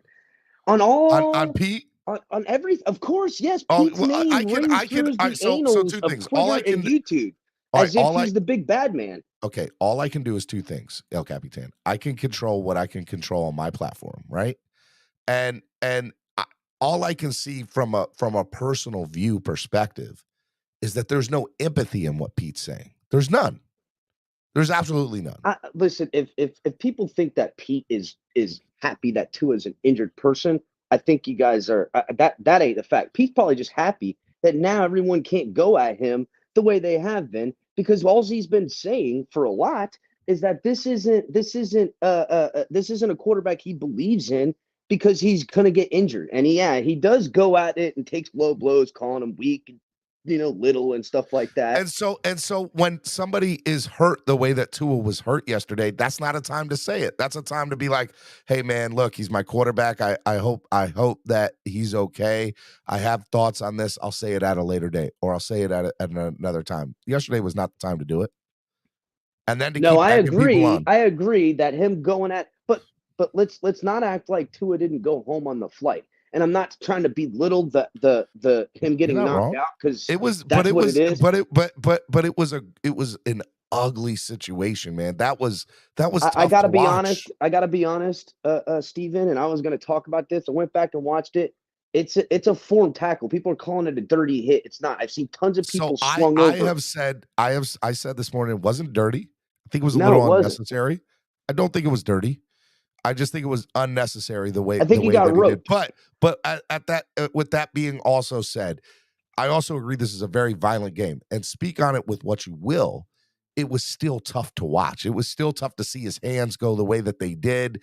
It was just an ugly scene, man. And it took the wind out of everything, bro. It was just tough, man. It was so tough to watch. And that's where I think as fans, there needs to be empathy and tactfulness to be like, I need to shut the hell up right now. Yeah, but and just does allow anyone this to expect empathy out of Pete? Let's be real. That's not his position as a fan. So that right there, though, that's part of the issue, El Capitan.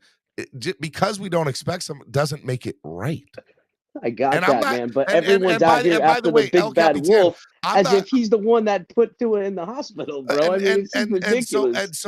But that's part of the problem with him saying what he's saying, right? He's opening himself up to be the victim of that, to be the bad guy there, because they don't have anybody else to direct their energy to. And if somebody who's giving that the energy, then that's what happens. Like, people are going to come after him. That's what it, like, he opened himself up for that.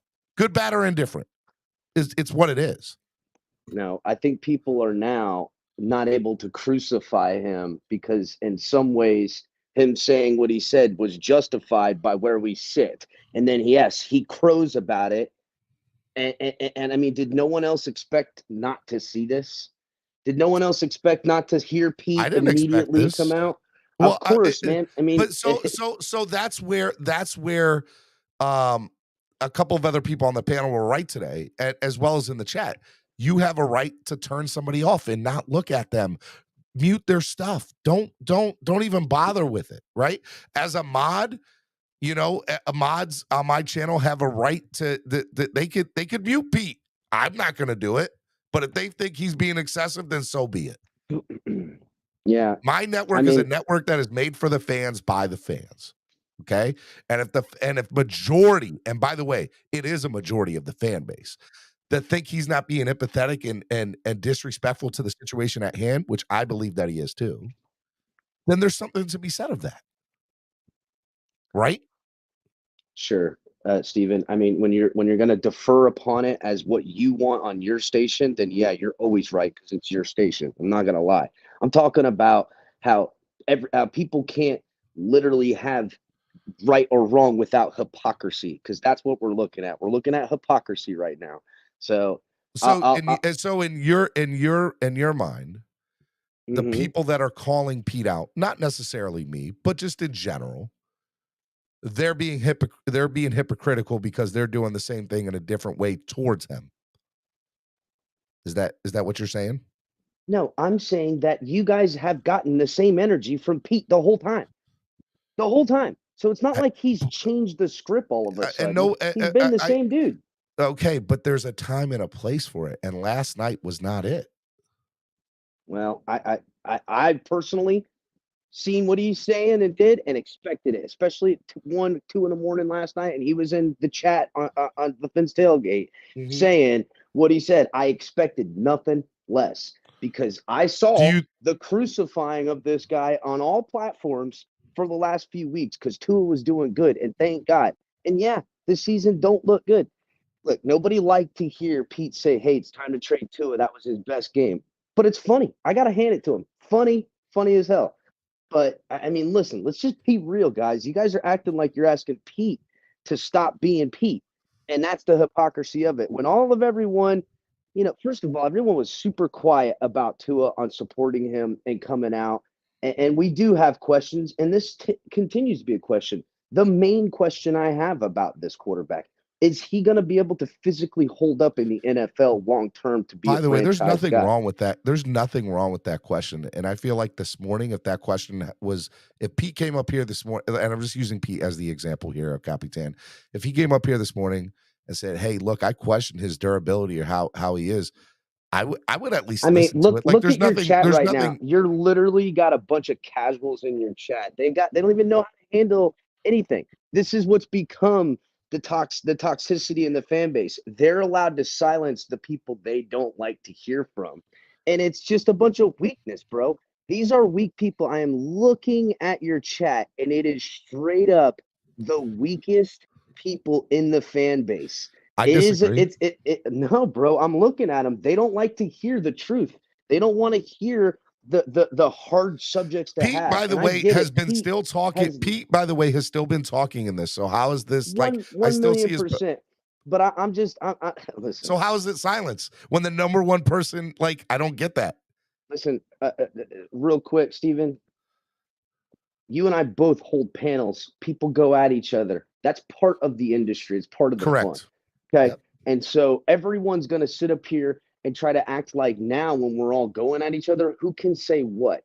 That's called gatekeeping and silencing in a lot of ways. And I get it. There's untimeliness to it, but this is what it is in the internet world, people. And you're the sensitive people, Vaughn 954. I see you guys, dude. You guys are so ridiculous, man. You were all crowing up on here, calling out Pete, every one of you, talking about we got to get rid of this guy. And listen, these are all people I come into contact with too. John Christolakis. We've all had good conversations and bad. But y'all think you can tell who can say what because we're right. Everyone was crowing not 4 days ago about drilling Pete in the ground because of what his takes were on Tua. And now when he comes out and does the same to everyone else because he was right, now we got to silence that guy. What was now he right it's untimely? About? He said what I heard and what I observed. I can't say what he said on your channel or anybody else's platform.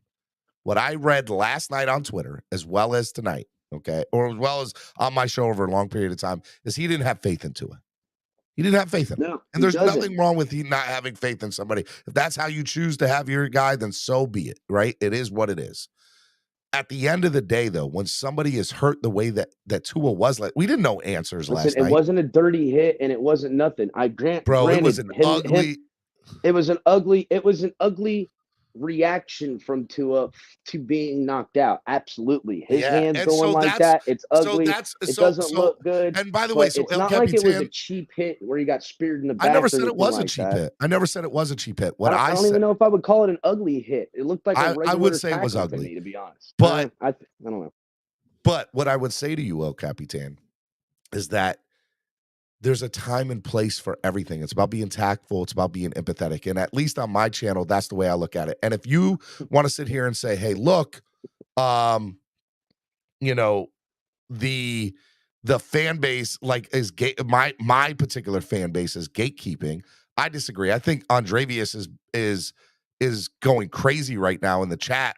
But to the same thing that you would say about Pete, do you expect anything less out of Andrevius when he's feeling this way?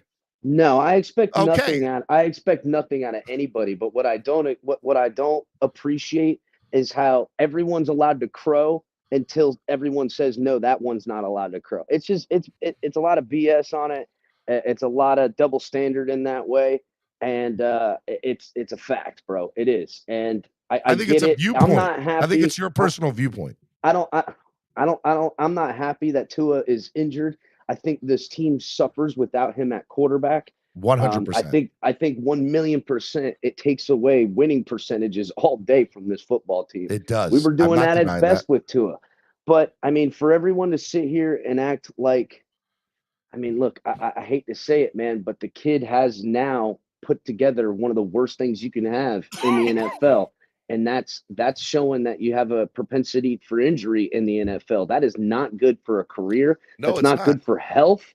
I really got to think that there's some honest conversations being had amongst him and his family about what he needs to do as far as his future. And that's the real conversation about this, the human part. Sorry. But you know, and I get it. It may be untimely from Pete and his and others like him who have been sold on Tua this whole time. But I don't know, man. I know the chat is meant to do what they do, but I've always said on my platform that the chat's its own thing. Like, I try to keep the panel and the chat separate, and the chat's always going to be its own thing. I feel like if you're not threatening somebody's life, it's all fair game. Yeah. That's the way I've always looked at it. Literally no slurs and no threatening people. Yeah, no slurs and no threatening people. And I think it's all 100%. But I do think that and that's why I have said I'm not banning Pete. Like, and I'm not ever going to, you know, unless he does one of those two things, and he's never done that, right? So what am I supposed to do except when and by the way, this is my viewpoint of Pete, of how I feel about him. I love the guy. I think he's dead wrong for what he did last night and how he's egging on the fan base right now. But that's just my opinion. But listen, at the same time, I think Andrevius is wrong, and Andrevius is a mod. When the whole fan base is egging him on, and people like ourselves are calling Pete up because the entire room is going after him. I mean, that's the hypocrisy I'm trying to point out, man. I understand. Everyone wants to sit here and somber, but I mean, look. If I'm going to keep the same energy and keep the same things going, now's the time for the people who didn't agree with Tua for their moment to sit up here, and then everyone can attack them at that. But it just feels a little different now, and I get it because there's an injury and stuff, but it's not like he's medically hospitalized and everything like that. But we did not know that last night. Yeah, Capitan. We did. Oh, no, yeah, we did. We know it this morning. That's for damn certain. We knew it this morning, but it's still like he's carrying himself over from last night, and that's just it's not. I would never carry myself that way. I don't think you would carry. I mean, I don't know you. I know you enough to think that you wouldn't carry it on that way, right? So, I mean, but it's how we would go about it personally. I mean, look, I don't think anything deserves special treatment at any moment. And I do think there is deference to things. If he was laid up in a hospital bed unconscious right now, then it would be in bad taste. But that's not the case. He's back in Miami. But we did with the not team know right that now. last night, El Capitan. In the moment It's not he got last night hit, right now. he was It's saying not last he night was right now, saying though. it last night, bro. I got it. Last night when he came out to get it, but you know, it is what it is. And so it's carrying over into this morning, and he has nobody to blame but himself for that. There's no defending it, in my opinion. Look, all right, we're just gonna see it differently. We're just gonna see that it ain't no differently. lie because I mean, we're that just ain't gonna no see lie. it. Because And by the me, way, I love you, El Capitan. Like that's real. I know. Steve, I love you too, buddy. But I mean, I just don't understand how. I mean, look, last night, today, tomorrow, the show gonna look the exact same because that's what time it is. I get it that it's somber and stuff like that. We got 10 days as a team to figure it out. I like Skylar Thompson. I don't like Teddy Bridgewater. I think that's a fucking thing. Hold on a second. My dog's out here running. I gotta get his ass. All right. Max, look, come here. I got other people in the back room. Yeah, go ahead and else? take care of your business. But I just look. People right now wanna look to blame somebody, and I promise you, when everyone was screaming at Pete and going at him, and everyone was sitting on their perch and their high horse in their soapbox, feeling emboldened to go after him the whole time. Now he's got ammo to come back and defend himself. Now it's not okay to do that. I don't look now at it's the not world okay look like to do that. that. I don't it look was at the okay world to like that. crucify somebody when it was 30-on-1, but now that's not okay. So I don't I'm look just at the being real. I'm calling it out for what it is. I don't agree with Pete. Pete's I don't agree with most of what he says. But I certainly don't agree with how everyone wants to rewrite history on what's happened up to this point. And that's the problem.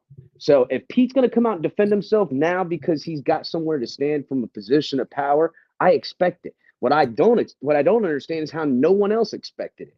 I mean, it's ridiculous. They're like, I can't believe Pete's doing this. Just because people expected it from him doesn't make it that it's right.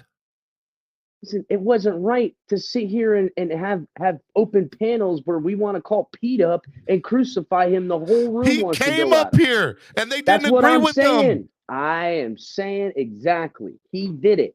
So we can't act like this guy. What are we has talking changed. about? He came up here. The panel didn't agree with them, and they told him they didn't agree with. That is part of the panel situation. That is part of debates. Anybody in the chat that's got a problem with how I handle, just don't subscribe to my show. Y'all are too sensitive of fans to talk real football. Y'all don't obviously know what football is. Because I ain't got no time for this crap where you guys are going to try to act and say something, rewrite history. It's a bunch of weakness, dude. It's weakness. It's weak. It's weak in the fan base. Y'all aren't smart enough to handle it. You're obviously not tough enough to handle it. And that's just the facts. And I got to be real, Steven, and I'm going to let this be my last point. It is a little hypocritical when we host these panels and destroy everything, and then now that's not the case. The guy is okay, and I got to be honest, it seems a little in bad taste in some ways because it's just the way it's been, bro. It's been what we do. I mean, we're gonna host these panels and go at each other, but now we're gonna sit on this somber moment. It just doesn't make sense right now. To me, I think for a while it seems like the time where the Tua non-believers that are still Dolphin fans now, they just because Tua has proven himself to be a good quarterback, and I agree, doesn't mean that those are no longer Dolphin fans. Now I get it. They've got ammo. They've got ammo to defend themselves. I think it's time to sit here and let that whole fight continue. Is my point. Not sit here and silence people. That's the point. I'm not silencing anybody. I'm not saying you are. I'm saying that this ain't just the same energy. But Max, come here. All right, man. I gotta go. Get out of here, El Capitan. Yeah. Tell your chat to get out of their field. You get out of your feelings, El Capitan. God. Lorenzo, help me, man. Help me. Please help me. Let's change the tone. I think you're spending too much time on your channel talking about one individual where the Miami Dolphins are currently 3-1. They're in a better position than we could have ever thought of. If anyone at the beginning of the season would have said the Miami Dolphins would be 3-1, we would have taken it. I mean, last night's game. I was thinking that last night too, man. I was thinking that last night too. I mean, we are in our feelings because of what happened to Tua Tagovailoa, but the Dolphins did not play well last night, and they still had the opportunity to take the lead with 3 minutes left to go. And if the coach was on his game, he would have challenged 2 plays in that fourth quarter. There was a run by, I think it was Chase Edmonds, who got a first down, and then you turn around, you look at it, it's 3 inches. I was like, wait a minute. I thought he got the first down. At least it appeared on TV, and they end up having to punt the ball. And then the interception that was thrown, the tip of the ball seemed as if it hit the ground. And then the defensive back picked it up. I don't think it was Apple, it was Bell, Von Bell, who intercepted the pass for Cincinnati. The tip of the ball appeared to hit the ground. So I think because of the fact that we didn't practice all week, guys had to leave South Florida early because of Hurricane Ian that came through. So there were no practices. So you can see in the early stages of the game, they were just trying to get their rhythm together. Now, I know some people feel a certain way about Teddy Bridgewater and the way he looked against Buffalo those first 3 plays, but he came in there and completed a couple of plays in there where he didn't get any reps this week because no one practiced this week. He came in there and completed a pass. I don't have his stats in front of me, but I believe it was like 11 for 18, almost 200 yards. And if he and Mike Gesicki are on the same page on that play, he even called and said, even in the postgame, he even said that was his fault. He made a bad throw. Had they challenged it, you don't even know. So with Teddy Bridgewater in the majority of the second or the entire second half, we almost beat the Cincinnati Bengals. You know what I'm saying? So there are some good things to take from the game. Short turnaround. Defense performed well, considering they didn't start to look good on offense until Xavier went out. We all know he was hurt, okay? And they attacked him for that. As I said before yesterday, Byron Jones is coming back. We got 10 days to get everyone healthy. Now, with 10 days, the coach is going to have an opportunity to see who's better in practice. Is it going to be Skylar or is it going to be Teddy? I'm pretty sure going up to New York, it's going to be Teddy because he's going to want someone with experience playing on the road. 100%. But if Teddy can play the way he did in the entire second half, excluding that last throw, if he can execute the offense that way, we can win some football games. We can win some football games until I agree. The NFL or the investigators or whatever they want to do with this situation, investigate how we handled the situation and then see when is the right time to bring Tua back. I was just looking at the schedule. The bye is not until week 11. So, sometimes you want to say you wait until the bye, but it's kind of like we're getting a bye right now. So I just kind of wanted to change the tenor of the conversation because we're all, focusing on one individual. And from what I've heard, some of the things that he said, it was maybe the way he said it and how he said it. But Pete wants what's best for our Miami Dolphins. And he's giving his opinion. I've been on here with him. He's giving his opinion based on what he sees. Yeah. Now, we may not all agree with his opinion, but it was not a dirty play. It was not. You know what I'm saying? And what Tua has to do, let me make this one more point. What Tua has to do, and Nick Saban said this, one of the negatives about Tua coming out of college is that he holds onto the ball too long. He's the size of Drew Brees. Yep. Okay? What Drew Brees mastered was when the play's not there, get rid of the ball. Live for another play. On that particular play, he rolled out to the left. I guess it wasn't open. Then he takes a step back to the right to where the defender is coming. You can't do that when you're 6'1", listed at 6'1", 217. He's probably 6'1", 200 pounds. So the play looks like a dirty play because you got a 325-pound man grabbing a 6', 200 guy by the hips and throwing him to the ground. It looks dirty because he's light. He's not a big, statuous quarterback. So if that's who our quarterback is going to be, we're going to have to take the precautions, and he's going to have to protect himself when he's out there in the pocket. Play's not there, run, get a few yards, or throw the ball away. He has to adopt that, and he has not done that in these first 3 years of his playing career. Cat for Life asked Lorenzo, if this is spinal related, what would you do? I say it again? If it's spinal related. Ooh, which I kind of believe.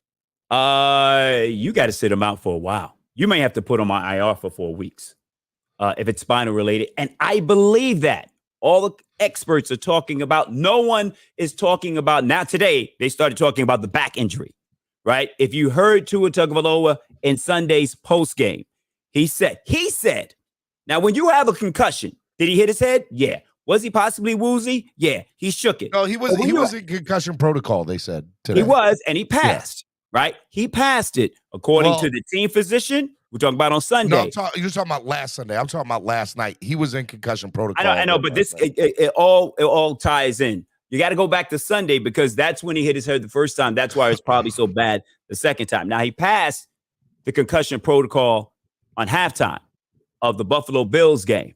Okay. Mm-hmm. Now, when you have a concussion, I played football. I've been concussed and I've been hit.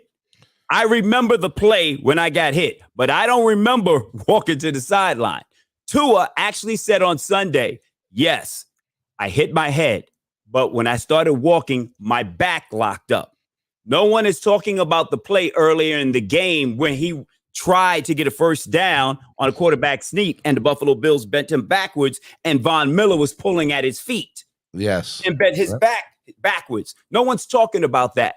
So Tua, what he's saying is that he injured his back on that play. That was before the play when Miliano pushed him down to the ground. So when he gets up, and if you've been concussed, right, everyone said, yeah, it was a concussion. Even NFL players saying it's a concussion.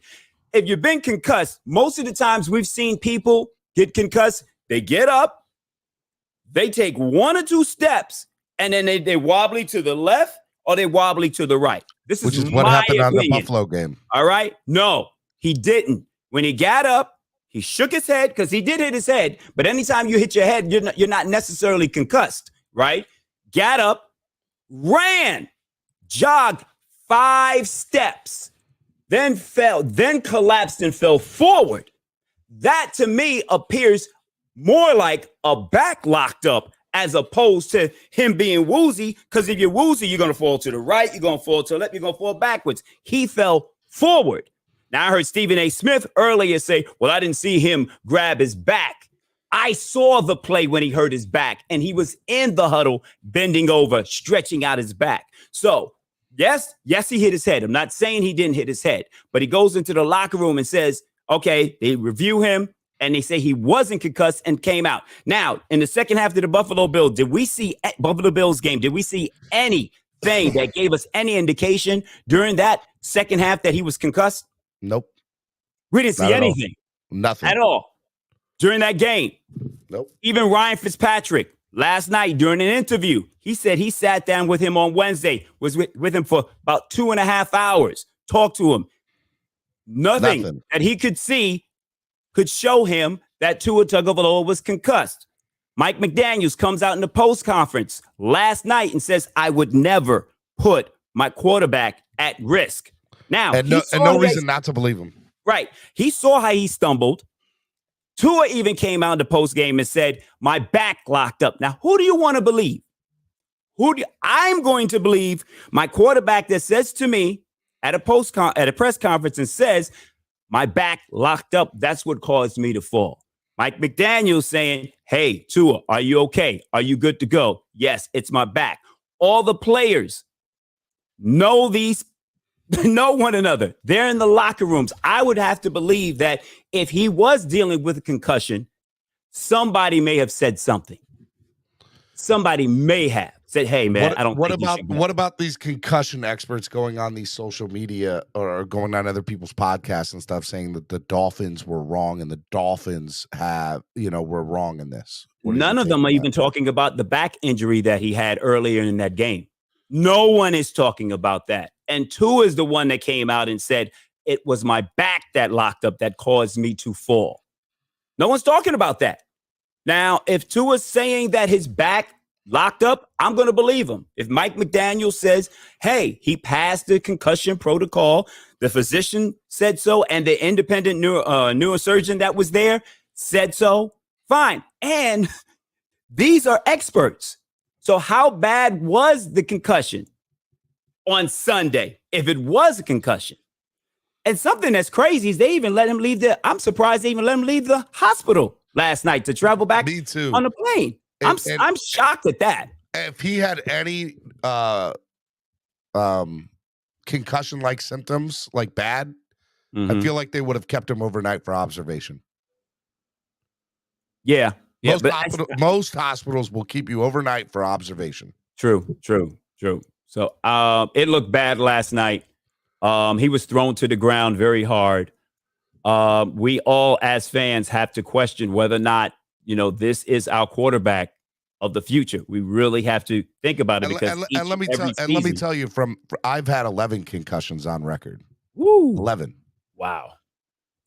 And 9 out of the 11 times I was kept overnight. I was for observation. Right. 11 concussions on record. 9 out of the 11 I was kept overnight. Point blank. Yeah. Point blank. But the thing is that the Tua on Sunday remembered exactly what happened in the Buffalo game, right? Yeah. He said that his back locked up. Yeah. And they gave him tests and he didn't have a concussion. Last night, Mike McDaniel said Tua was asking for him and then asked him what happened on that play. He couldn't remember. He had a concussion. You see what I'm saying? So when you have a concussion, you don't remember actually what happened. But on Sunday against the Bills, he remembered exactly what happened. So there's a difference there. So, and because right now the NFL is trying to say that the Dolphins lied about Sunday's game and there was no back injury and they should have never put him out there. But based on what the doctors said and even what Tua said, he was okay. So they played him on Thursday. That's my take. Lorenzo, I love you, brother. I love you too. Hey man, don't let them, trust me. I work in radio. People gonna have their opinions, man. So don't let it get you down. I came on here. I saw you down. It's not down, man. It's so I'm kind of glad you said that. I tell people all the time. So like there's no bigger entity than me. I am the entity, right? Miami Sports Music Podcast Network, right? It's not like I work for a radio station or a big, or Odyssey or somebody big, right? Like it is me. Right. So I always predicated my platform to be for the fans, by the fans, right? And now that it's growing and it's getting big, which I love and I appreciate. Congratulations to you. Congratulations. Right? Yes. I'm starting to see that, there's going to be some people that don't like it and there's going to be some people that do, which I always knew. But they're going to come for you, brother. They're going to come for you. And I'm starting to see that. And that, they're going to come. Fine. It is what it is. Right. But it's how do you let that grow? How do you let that evolve into still keeping it a platform for the fans, by the fans? Well, the fans are what's going to make, the fans are what's going to make it successful first and foremost. So, you have to you got to let Pete be Pete. You see what I'm saying? I mean, like I think I said yesterday, I like Pete because he comes on and I just think he was wrong last night. And I've also said I'm not going to blame him. I'm not going to banish him either, But Pete, at that particular time, felt as if he was validated for what he was saying, and I understand exactly. And it's probably I didn't hear the comment or see it, so go back and look at Pete's Twitter account. Right, look but at the timestamps. What Pete is saying is what some of us as Dolphin fans have felt. I don't think Tua is going to have a long career in the NFL because of his size. So he has to do things to accommodate the fact, like, okay, on that particular play, it was unnecessary for him to take that hit. You're rolling out to the left. There was nobody in front of you. Okay, the play is over. Run out of bounds. Run the ball or throw the ball away. Live to play another down. And with Tua Tagovailoa, things have to be perfect in the pocket for him to be successful. It's very rare. We saw it in the Baltimore game that he extends the plays. He has to get better at that. If he can get better at that, he will have longevity and he will be better. Did his back prohibit him from completing that ball to Tyreek Hill that was intercepted in the first quarter because he was unable to get enough on the throw? Was it his back or was it his arm? I'm saying most quarterbacks are going to be able to make that throw and it's going to be a completion, maybe a touchdown, and we're up. You know, so there's so many different things. They have to go right for him in order to succeed. And Mike McDaniels is doing everything perfect. But then you know, we talk about that game, that touchdown pass that Chase Edmonds dropped in the end zone. You got to catch that. You know what I'm saying? We got to do better on special teams. We can't be having field goals blocked and extra points missed. I mean, there's so many other things that went wrong in that game last night that contributed to our loss, and not just because Tua wasn't in that game. I believe if Tua was in the game, we do pull it out because the defense played well. But this team is a good team, and based on our schedule and what we've got coming up, 2 of the next 3 are going to be at home. We get behind Teddy Bridgewater. If he plays the way he did in the second half, we can win these next 3 games. So I'm going to leave you with that. Lorenzo, I love you, man. Love you too, man. All right, I'll come on and add some sunshine to your day. Oh, someone asked what station am I on. You did. I did. I wanted to do that, man. Be uplifting. I'm on Star 94.5 in Orlando, Monday through Friday. We are dealing with the aftermath of Hurricane Ian here. The flooding is ridiculous, and people are you being, okay? Yeah, I'm okay. I'm okay. Okay. Definitely okay. And you can also hear me on Hot 105 in Miami. Someone was making fun of me, trying to say I sound like Tommy Davidson. Tommy Davidson, I saw that. From CB4. That's funny. See? But I can take that. That's funny. You know what I'm saying? That's funny. You know what I mean? So keep the humor coming. I'm out of here, Steven. Talk to you soon, man. Love you, brother. Be good, man. Later. All right, I got 3 more people I'm going to bring on, and then I'm done. I got 3 people in the back room, and then I'm going to be done. So I'm going to bring you on one at a time. I'm going to start with my man, Von954. Good morning, Von954. Good morning, Steven. What's going on, man? Well, you know, I don't have to say it. It's been a day. Yeah, man. I hate when this happens. I just want to say my piece because I don't think I don't think people get what my issue is. It's getting misconstrued. My issue is, and I allow you to have that platform to say your That's piece. why I came up here, because I was pissed off. I was just gonna leave the chat for the day, but I was like, no, I got to say my piece.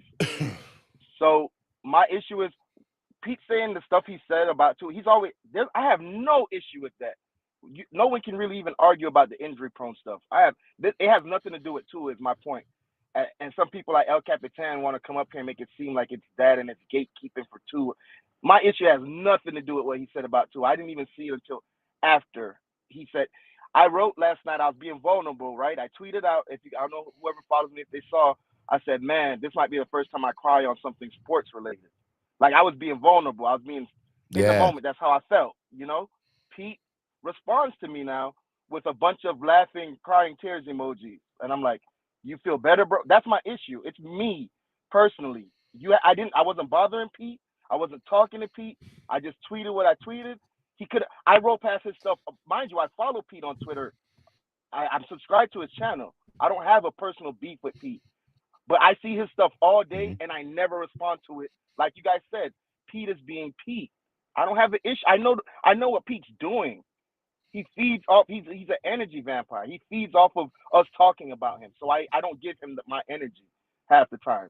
But you came into my mentions and said something to me, El Capitan, what you don't know. And I see there's this little cabal forming with him and Roach, and these guys are like acting like they're being bullied and people are gatekeeping. Who has ever shut them out of any platform? Tell me. What are you guys talking about with this gatekeeping nonsense? Stop it. You guys are poking, people are responding, and when you can't handle backpedal, you throw your hands up. You throw your hands up like, hey, you guys are gatekeeping. We don't have a voice. You were just up here ranting, saying a bunch of nothing. All right? It's not about that. Everyone can say, as much as Pete said crazy stuff, he came up here the time when Tua got married and said, oh, he alluded to, Tua's sexuality. And that was the first strike with me with him. I was like, where does that even come from? He's the only one that would take it there. It's like at some point enough is enough, man. Maybe my morals are just a little too old-fashioned, or I'm too into my own beliefs. But I just think enough is enough. Pete says stuff all day that I ignore. But when I'm in my emotions and I'm sharing that with fellow Dolphin fans on my Twitter account, just leave it alone, bro. If I'm wrong, then I'm wrong. If I'm wrong for being upset about that, I'm wrong. And I can live with it, but I don't think I'm wrong, and I'm never going to think I'm wrong for that. And that was just the gist of it, man. And I've never said, Steven, correct me if I'm, have you ever seen me say, Steven, take Pete off your show or cancel? I've never said that. Even if you did, I've had people tell me that I should. I'm like, I'm not doing it. I've seen people say it, but that's not me. Like, he could say whatever, but don't run and have these people come up here and defend you when the backlash comes.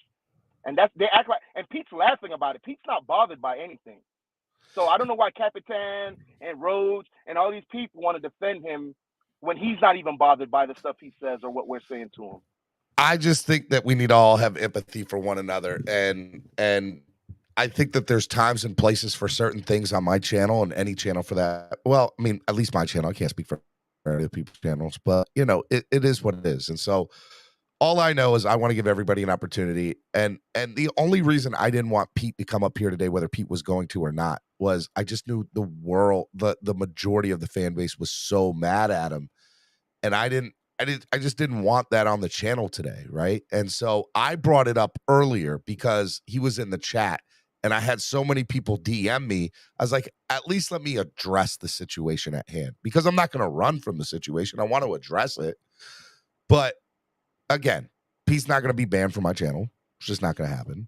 Nobody's going to be banned from my channel. The only way you get banned from my channel is if you say racial or sexist slurs, right? Or and then even then, it's not even then. You do that, you're gone. And if you're threatening somebody, you're gone, right? And I think there are times on this channel where things have gotten to that line here and there. I think there's 3 instances over the past year and a half.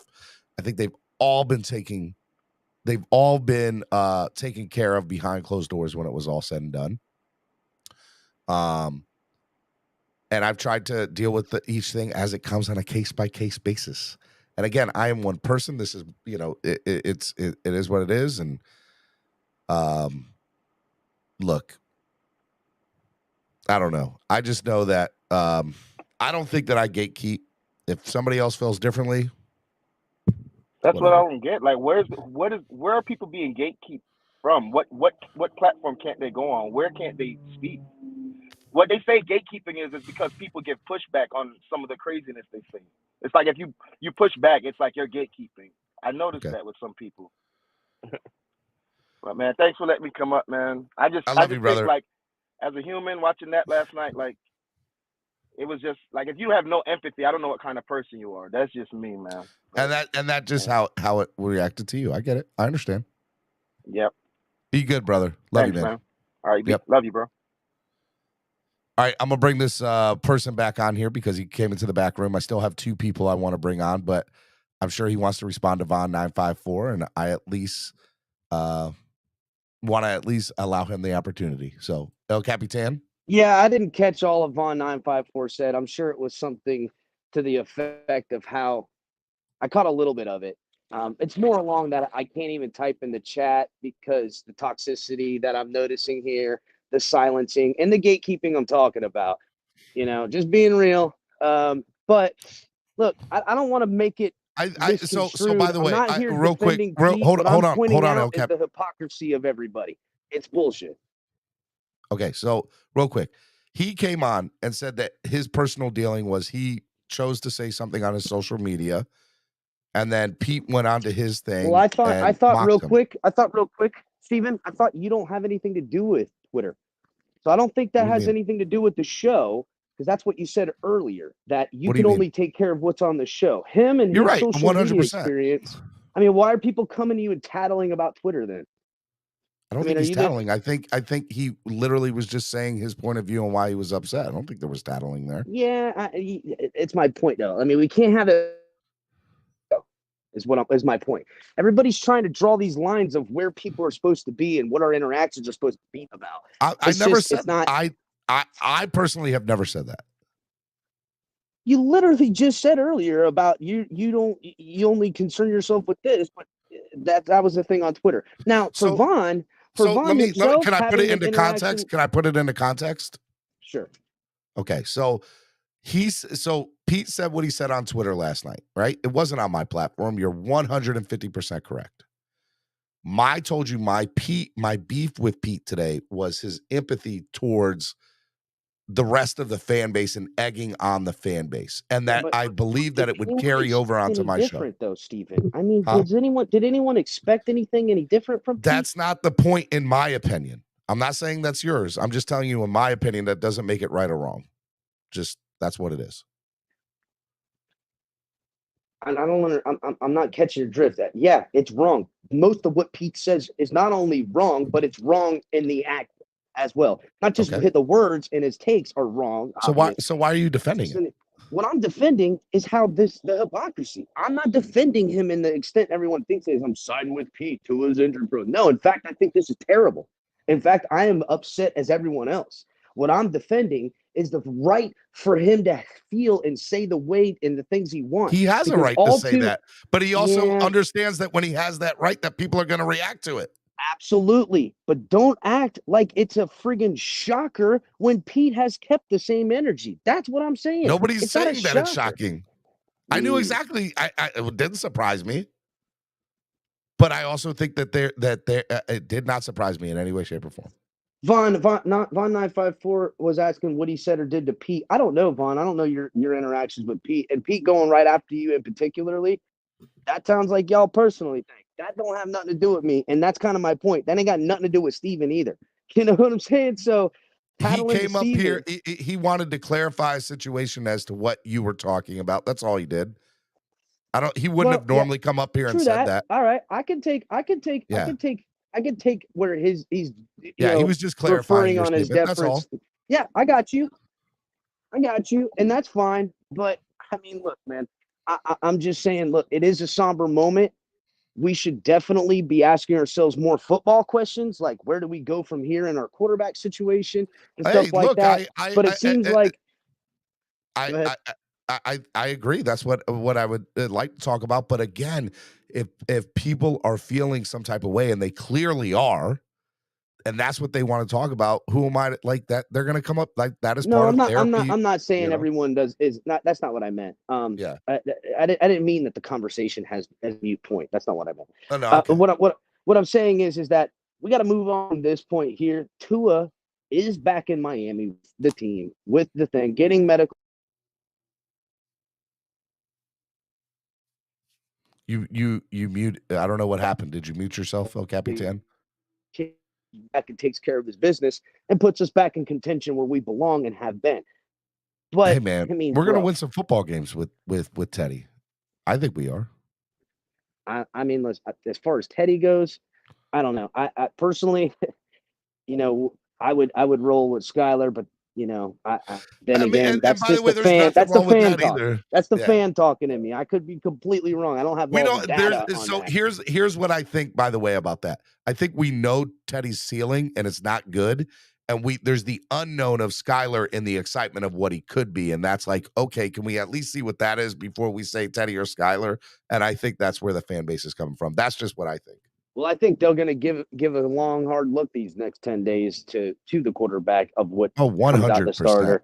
I think Teddy will start for the Jets game. But if Teddy plays bad in the Jets game, Skyler's definitely getting the call for I think you're right on that. I think Teddy probably will start, but it probably is a short leash. We find ourselves down against the Jets in the third quarter by more than a score, and Teddy's playing like crap. Then probably we'll see him come in. I hope we're not in that position.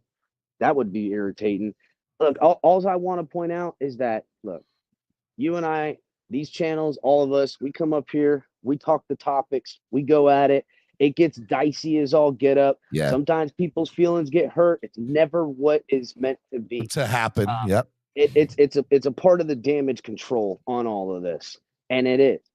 But I mean, people wanting to not hear things because their feelings are hurt right now from an injury to the quarterback, I get it. There's some bad taste, but where do we draw the line? We start drawing lines of what's okay and not okay. I don't disagree with you on that. And it's really gonna really makes to clarify my statement, the reason I said Pete, I really didn't want him up here today was because there was way too much emotion going on in the fan base, and I wanted to be respectful of everybody, including Pete.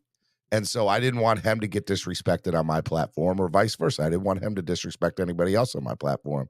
That's all that was. If they feel if he I think feels different, we all know what time it is with Pete.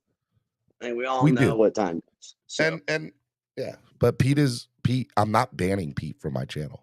No, I wouldn't expect you to. That would be that's definitely not your style either. But we're on the same page. It sounds like El Capitan. Let's just leave it at that.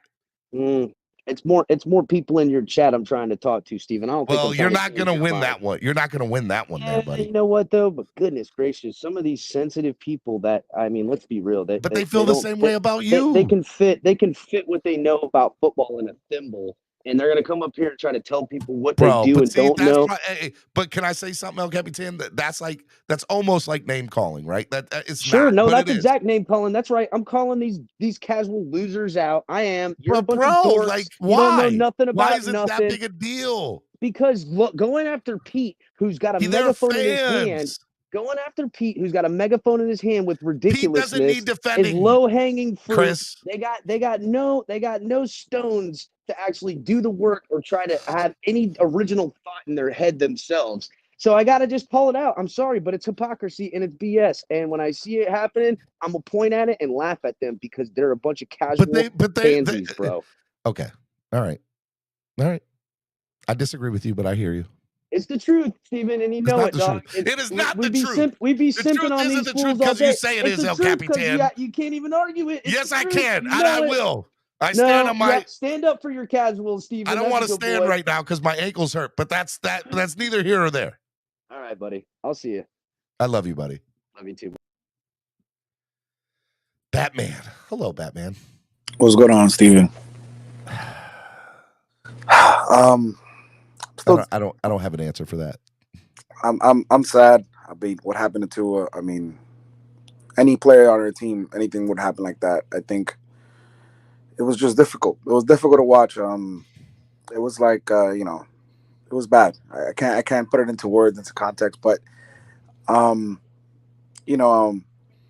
want Tua, because at the end of the day, we understand that everything cleared. No concussion protocol at what happened on Sunday, and he wanted to play, and he came out and said that.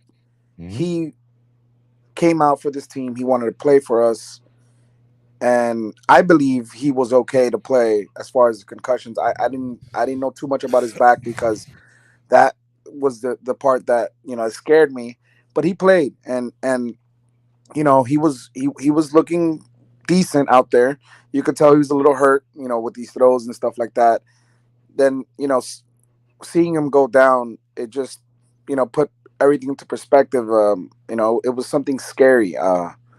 As a fan, even if it happened to another player on another team, it's scary to watch. I just want Tua. I know people are trying to put numbers as far as how much time he should take, and 4 weeks, 2 weeks, a month, a year. Let him decide when his body's ready to go forward with this. This is not something. It's more than football, and this can alter your life if you rush it. Going forward. I mentioned this on Tuesday on my show, Steven. I said, I was guilty of it too. So I said, trying to go at each other, for our takes as far as what we believe in the football team is something that we all have to do better for, right? We're all entitled to our opinions. The only issue that I had with Pete, what he said yesterday is the timing. Timing is everything. You can't. I agree. You can't say something like that when somebody's in the hospital. Oh, you can, but you just know there are consequences to it. That's all. And that is my issue. And I have no issue with Pete. Pete, he's cool people. I understand. He does what he does.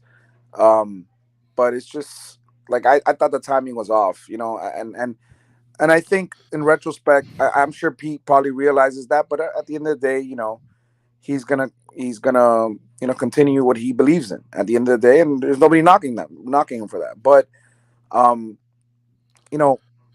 we are going to take some days off right now. We need it. We need a good chill, like a cool down. Like everybody just go chill for 3 days. Go freaking relax. It's one of those things we All just you got need to to. take a We'll come back PTO Tuesday. day, We'll be ready to go. PTO day, and just relax. And just so you know, I'm doing a show Tuesday. I won't have a show Wednesday, and I'll be back Thursday. And the reason I don't have a show Wednesday is because I'm going to do a charity golf event for the movie theater that I work for. But that's it. That's the only reason I'm not here on Wednesday. But we will be back on Tuesday. We got to be positive, man. Keep our heads up. I know it's a very difficult time. This is the time, as a fan base, we really got to come together. You know, see what's going to happen with Teddy. What's going to happen with Skyler. I think we're going to have a quarterback competition. I believe, you know, Teddy showed us something, but let's see. Let's open it up. Let's open up the quarterback room and see. Let them battle it out. You know, the good thing about this, Steven, is that we have the stretch that we have of games coming up. They're winnable games. Yep. They're winnable games. I don't want with people Teddy. to, Even with Teddy. Even with Teddy, it's just people need to realize that. You know, people are saying, "Oh, the season's over." I said, "Listen, just keep your head up, man. Be positive." Like you know, like we said, Steven, spread positivity and kindness. You just be positive, man. I know we're going into the weekend with our heads down. I'm going to spend the weekend with my wife. Forget y'all. That's what I feel. Just be positive, man. Positive lifestyle, and you know, you're doing a good job, Steven. And people need to understand, you know, when you're a content creator, you can, like you mentioned, you can't please everybody, and it's difficult. I'm learning, it's not that I didn't know that. I'm learning that though, and it does suck because I love everybody, right? And I want everybody to have an opportunity to come to this platform and feel like they're welcomed. And I know that that's just not going to be the case for everybody, and that sucks. But at the same time, I feel like if I keep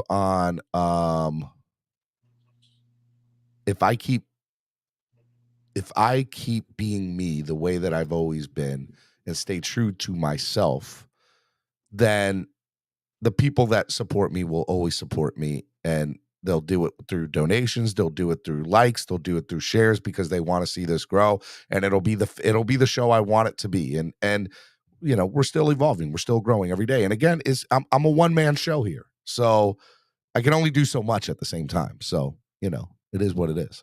You're doing an awesome job, Steven, man. Fins up, man. Hope you enjoy the weekend with the wife. And yeah, everybody, man, just keep your head up, man. Fins up. You know, we got knocked down, but hey, fins up, and you know, prayers up for Tua, and prayers up for everybody too in the west coast of Florida, man, with the hurricane. So, everybody have a blessed weekend. Love you, brother. Be good, man. All right, we got one more person. I do want to remind y'all, if you donate to the channel today, we are going to make a portion of all the proceeds we're going to send to the Tua Foundation today. So donate to the channel. Help the channel grow, okay? A portion of all the proceeds, we are going to send a donation to the Tua Foundation on behalf of the listeners of Clock Blockers. So please donate to the channel. If you're going to you know, send money, like a big amount, send it on Cash App or PayPal. Just put it in the chat. Even if you can't do it up there and you can do it on here, do it on here. It's fine. However, I don't care if it's $1 or $100 or $50, whatever. Donate to the channel. We're going to send a donation to the Tua Foundation based on a portion of the proceeds that we make today. So please donate to the channel. All right, I'm going to bring on the last person who's been very patient, and I appreciate his patience. Let's go. Greg, what's up, Greg? Hey, what's up, Stephen D? It's a day, man. I know. It's another day. Man, what a terrible when Tua took that hit, man, and he wasn't getting up, I legitimately wanted to cry. It felt like someone punched me right in my stomach, man. Dude, I felt the same way, man. I was silent for a good hour. My wife's like, "Are you okay? Are you okay?" Yeah. I'm like, "I just don't I want to couldn't talk." even watch the rest of the second half. Like, I was screaming and yelling during the game, but then once Tua went out, I was silent, man. I couldn't. It was just tough to watch. Yeah. But what I'm going to say is we're going to move forward here, whether it's Teddy, Skyler. I personally want it to be Skyler. I can't watch Teddy Bridgewater. I personally think he sucks. But hopefully he proves me wrong, just like Tua has been doing.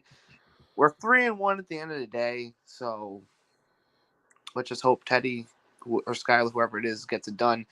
Personally, I think Tua's done for the rest of the year, man. I don't think we're going to see him, man. I think that injury is going to be taken way too serious. If it's a spinal injury or whatnot, I don't think we're gonna see him the rest of the year, man. I mean, I don't want to say. I don't know. I don't want to speculate until it happens. Until I see what the doctors say. So I refuse to speculate on that. Yeah, but as a person, I don't want to see any player go through that, and it just sucks, man. And Tua's a good guy, man. But Tua's a great guy. But we'll see what happens, man. I just hope, Teddy, Skyler, whoever they may be, if it's some jabroni off the street, that we can keep winning football games here and get back in the winning ways. Look, man, I appreciate it, brother. Anything else you want to say before I let you go? Nope, that's about all I got. Appreciate it, Greg. Thank you for supporting, brother. Thank you for your time. You got it.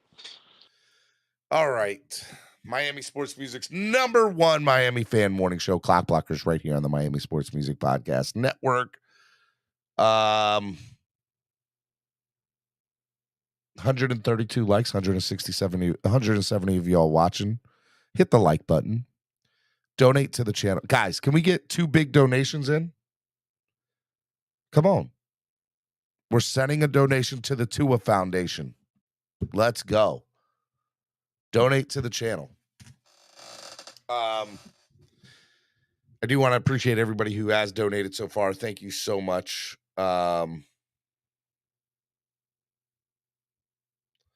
People are still texting me. Look, I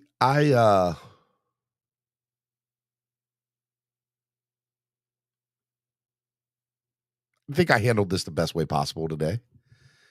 I think we're all a little emotional today. There's a lot of feelings.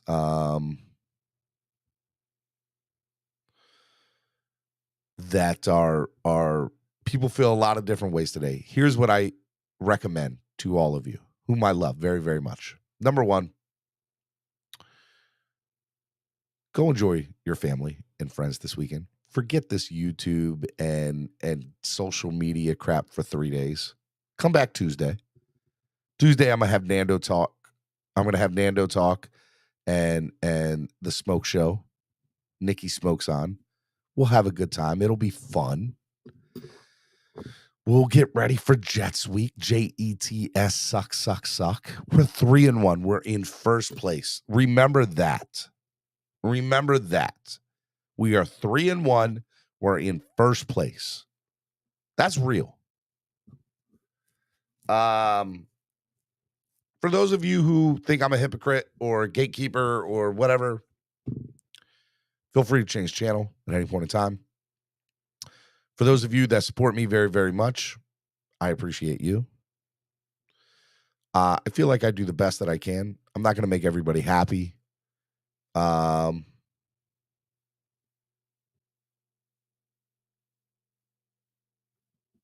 do the best with what I got. How about that? We'll see what goes on. For those of you, let me say this. For those of you who say that you're going to leave the show for a little while, let me state this. My advice to you would be, I want you to do you. If that's how you feel, I'm not going to stop you for it. But understand that by not supporting the show, like there's different ways to support it.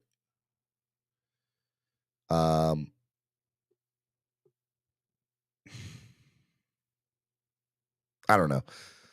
If you feel like that's what's best for you, so be it. Know that I'll miss you and I want you there. And I hope that you don't make that decision for a lot of, my hope is that we're all just kind of emotional right now. And some of these text messages, and I've gotten like 6 or 7 text messages from people that I really look up to and I admire. And I'm glad that they listen to the show and have been listening for a long time, that are saying, look, I'm just not going to listen to your show for a while. That makes me sad. I'm not going to sit here and say it doesn't, but I also want you to be safe and healthy for your mental health. So you got to do what's best for you. And I got to keep doing what's me. And for me, I got to keep running a show every day. This show's not going anywhere. Clock Blockers is here. I ask that you guys support it. in a million different ways financially. Donations are a big way to help the channel grow and to keep this thing going on a day in, day out basis. Sharing, subscribing to the channel, telling other friends to subscribe to the channel. All of that helps. All of that helps. And so, if you guys really support me and want to see this thing through, I need you even in the tough times. And I need y'all. I need y'all in the tough times. That's the only way this show is going to grow and be big. Okay? And we're going to go through growing pains. And I feel like that's what this is. This is a growing pain. Okay? Chase one says, loved your show since the first time I heard it. I appreciate it, J1. You the man, Stephen Wayne said. I'm not going to say the rest of your thing. Praying for Uno, fins up, stay up, fins up. Marty Marr says, I sound like a pastor. There's probably truth to that. It is Spread Kindness Friday.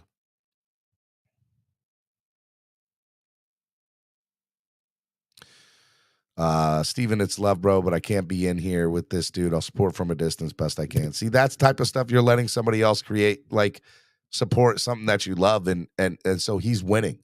That's what I'll say to that. You're going to let him win? Don't let him do that. That's what I'll say.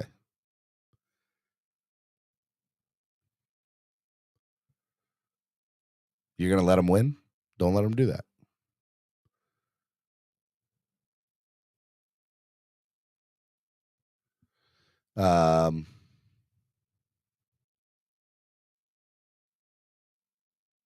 Appreciate it, noob. All right, I had two more people up here. I'm going to let them come because they're regulars and I love them. And then I got to get out of here. I really got to go, guys. All right, I'll let two people come on real quick. Robert, real quick. Hey, bub. What's up? Today must have been hard. Last night sucked. This whole week has probably sucked, actually. I'm not. This has been a tough.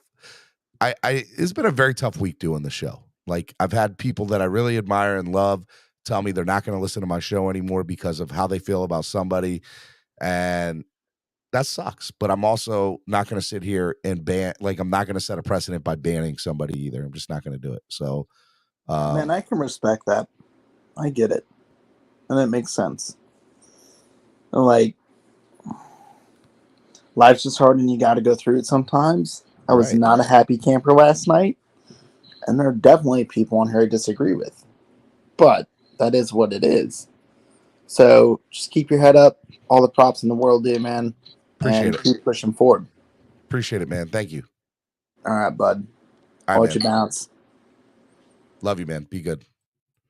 All right, Pamela, you're the last one. Hey, Steven. So I have no idea what happened, but I got your back, dude. You're like, I'm saying I have no idea what happened in your show. I obviously know what happened in Dolphin Nation. And I have to say, like, after having gone through, a horrible hurricane and having issues back and forth, you should have seen the drama, me trying to get my stream out there. But I did. I got the stream out there for fans that wanted to watch it. And then to see Tua hurt like that, like all of you, I'm just devastated by that. And I hope he's okay. It kind of looks like he will be. But Steven, I got your back. You give so many people opportunity to say what they want to say about our team and our players. And, you run a good, clean show. I'm just saying. And I got you on this, and I appreciate go Dolphins. Because I feel like I'm getting the one punished for trying to, put on a great show. And, Well, you shouldn't be punished for anything because you do a great job, and you are full on a Dolphins. Should I say like a pillow that I fall on, right? Like this is where I come. I can fall easy on your show, Steven. So, I applaud you. You do a great job, and you can't please everybody. There's haters everywhere. So, everybody. But thank you. I appreciate it. Thank you. I love you. I appreciate it. All right.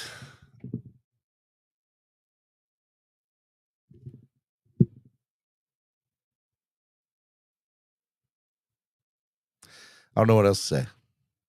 I hope y'all keep watching my content. If y'all don't, I don't know. I'm going to pray to the good Lord that the show keeps growing and prospering and being big, and also allowing me to spread kindness, positivity, and love. And, I need y'all to understand that the people that don't do that, how are they ever going to learn if they don't see it? I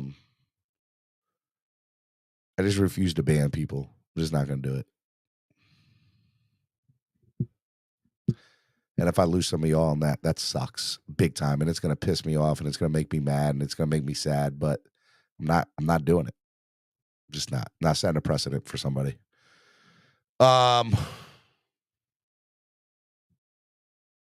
Because then what do I do when because here's the other thing. You want me to ban Pete, but there's another Pete out there, and there's another Pete behind them, and another Pete behind them.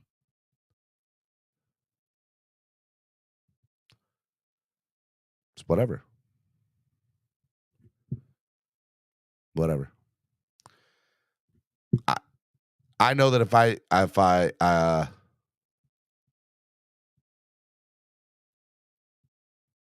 I know that if I keep staying true to myself, that karma works out in the end for those, and I'm just going to keep doing me. So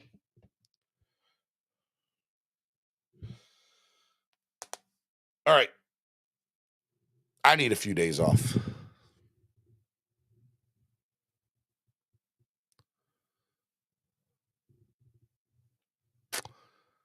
I'll be back Tuesday. Hopefully we can put all this in the past. I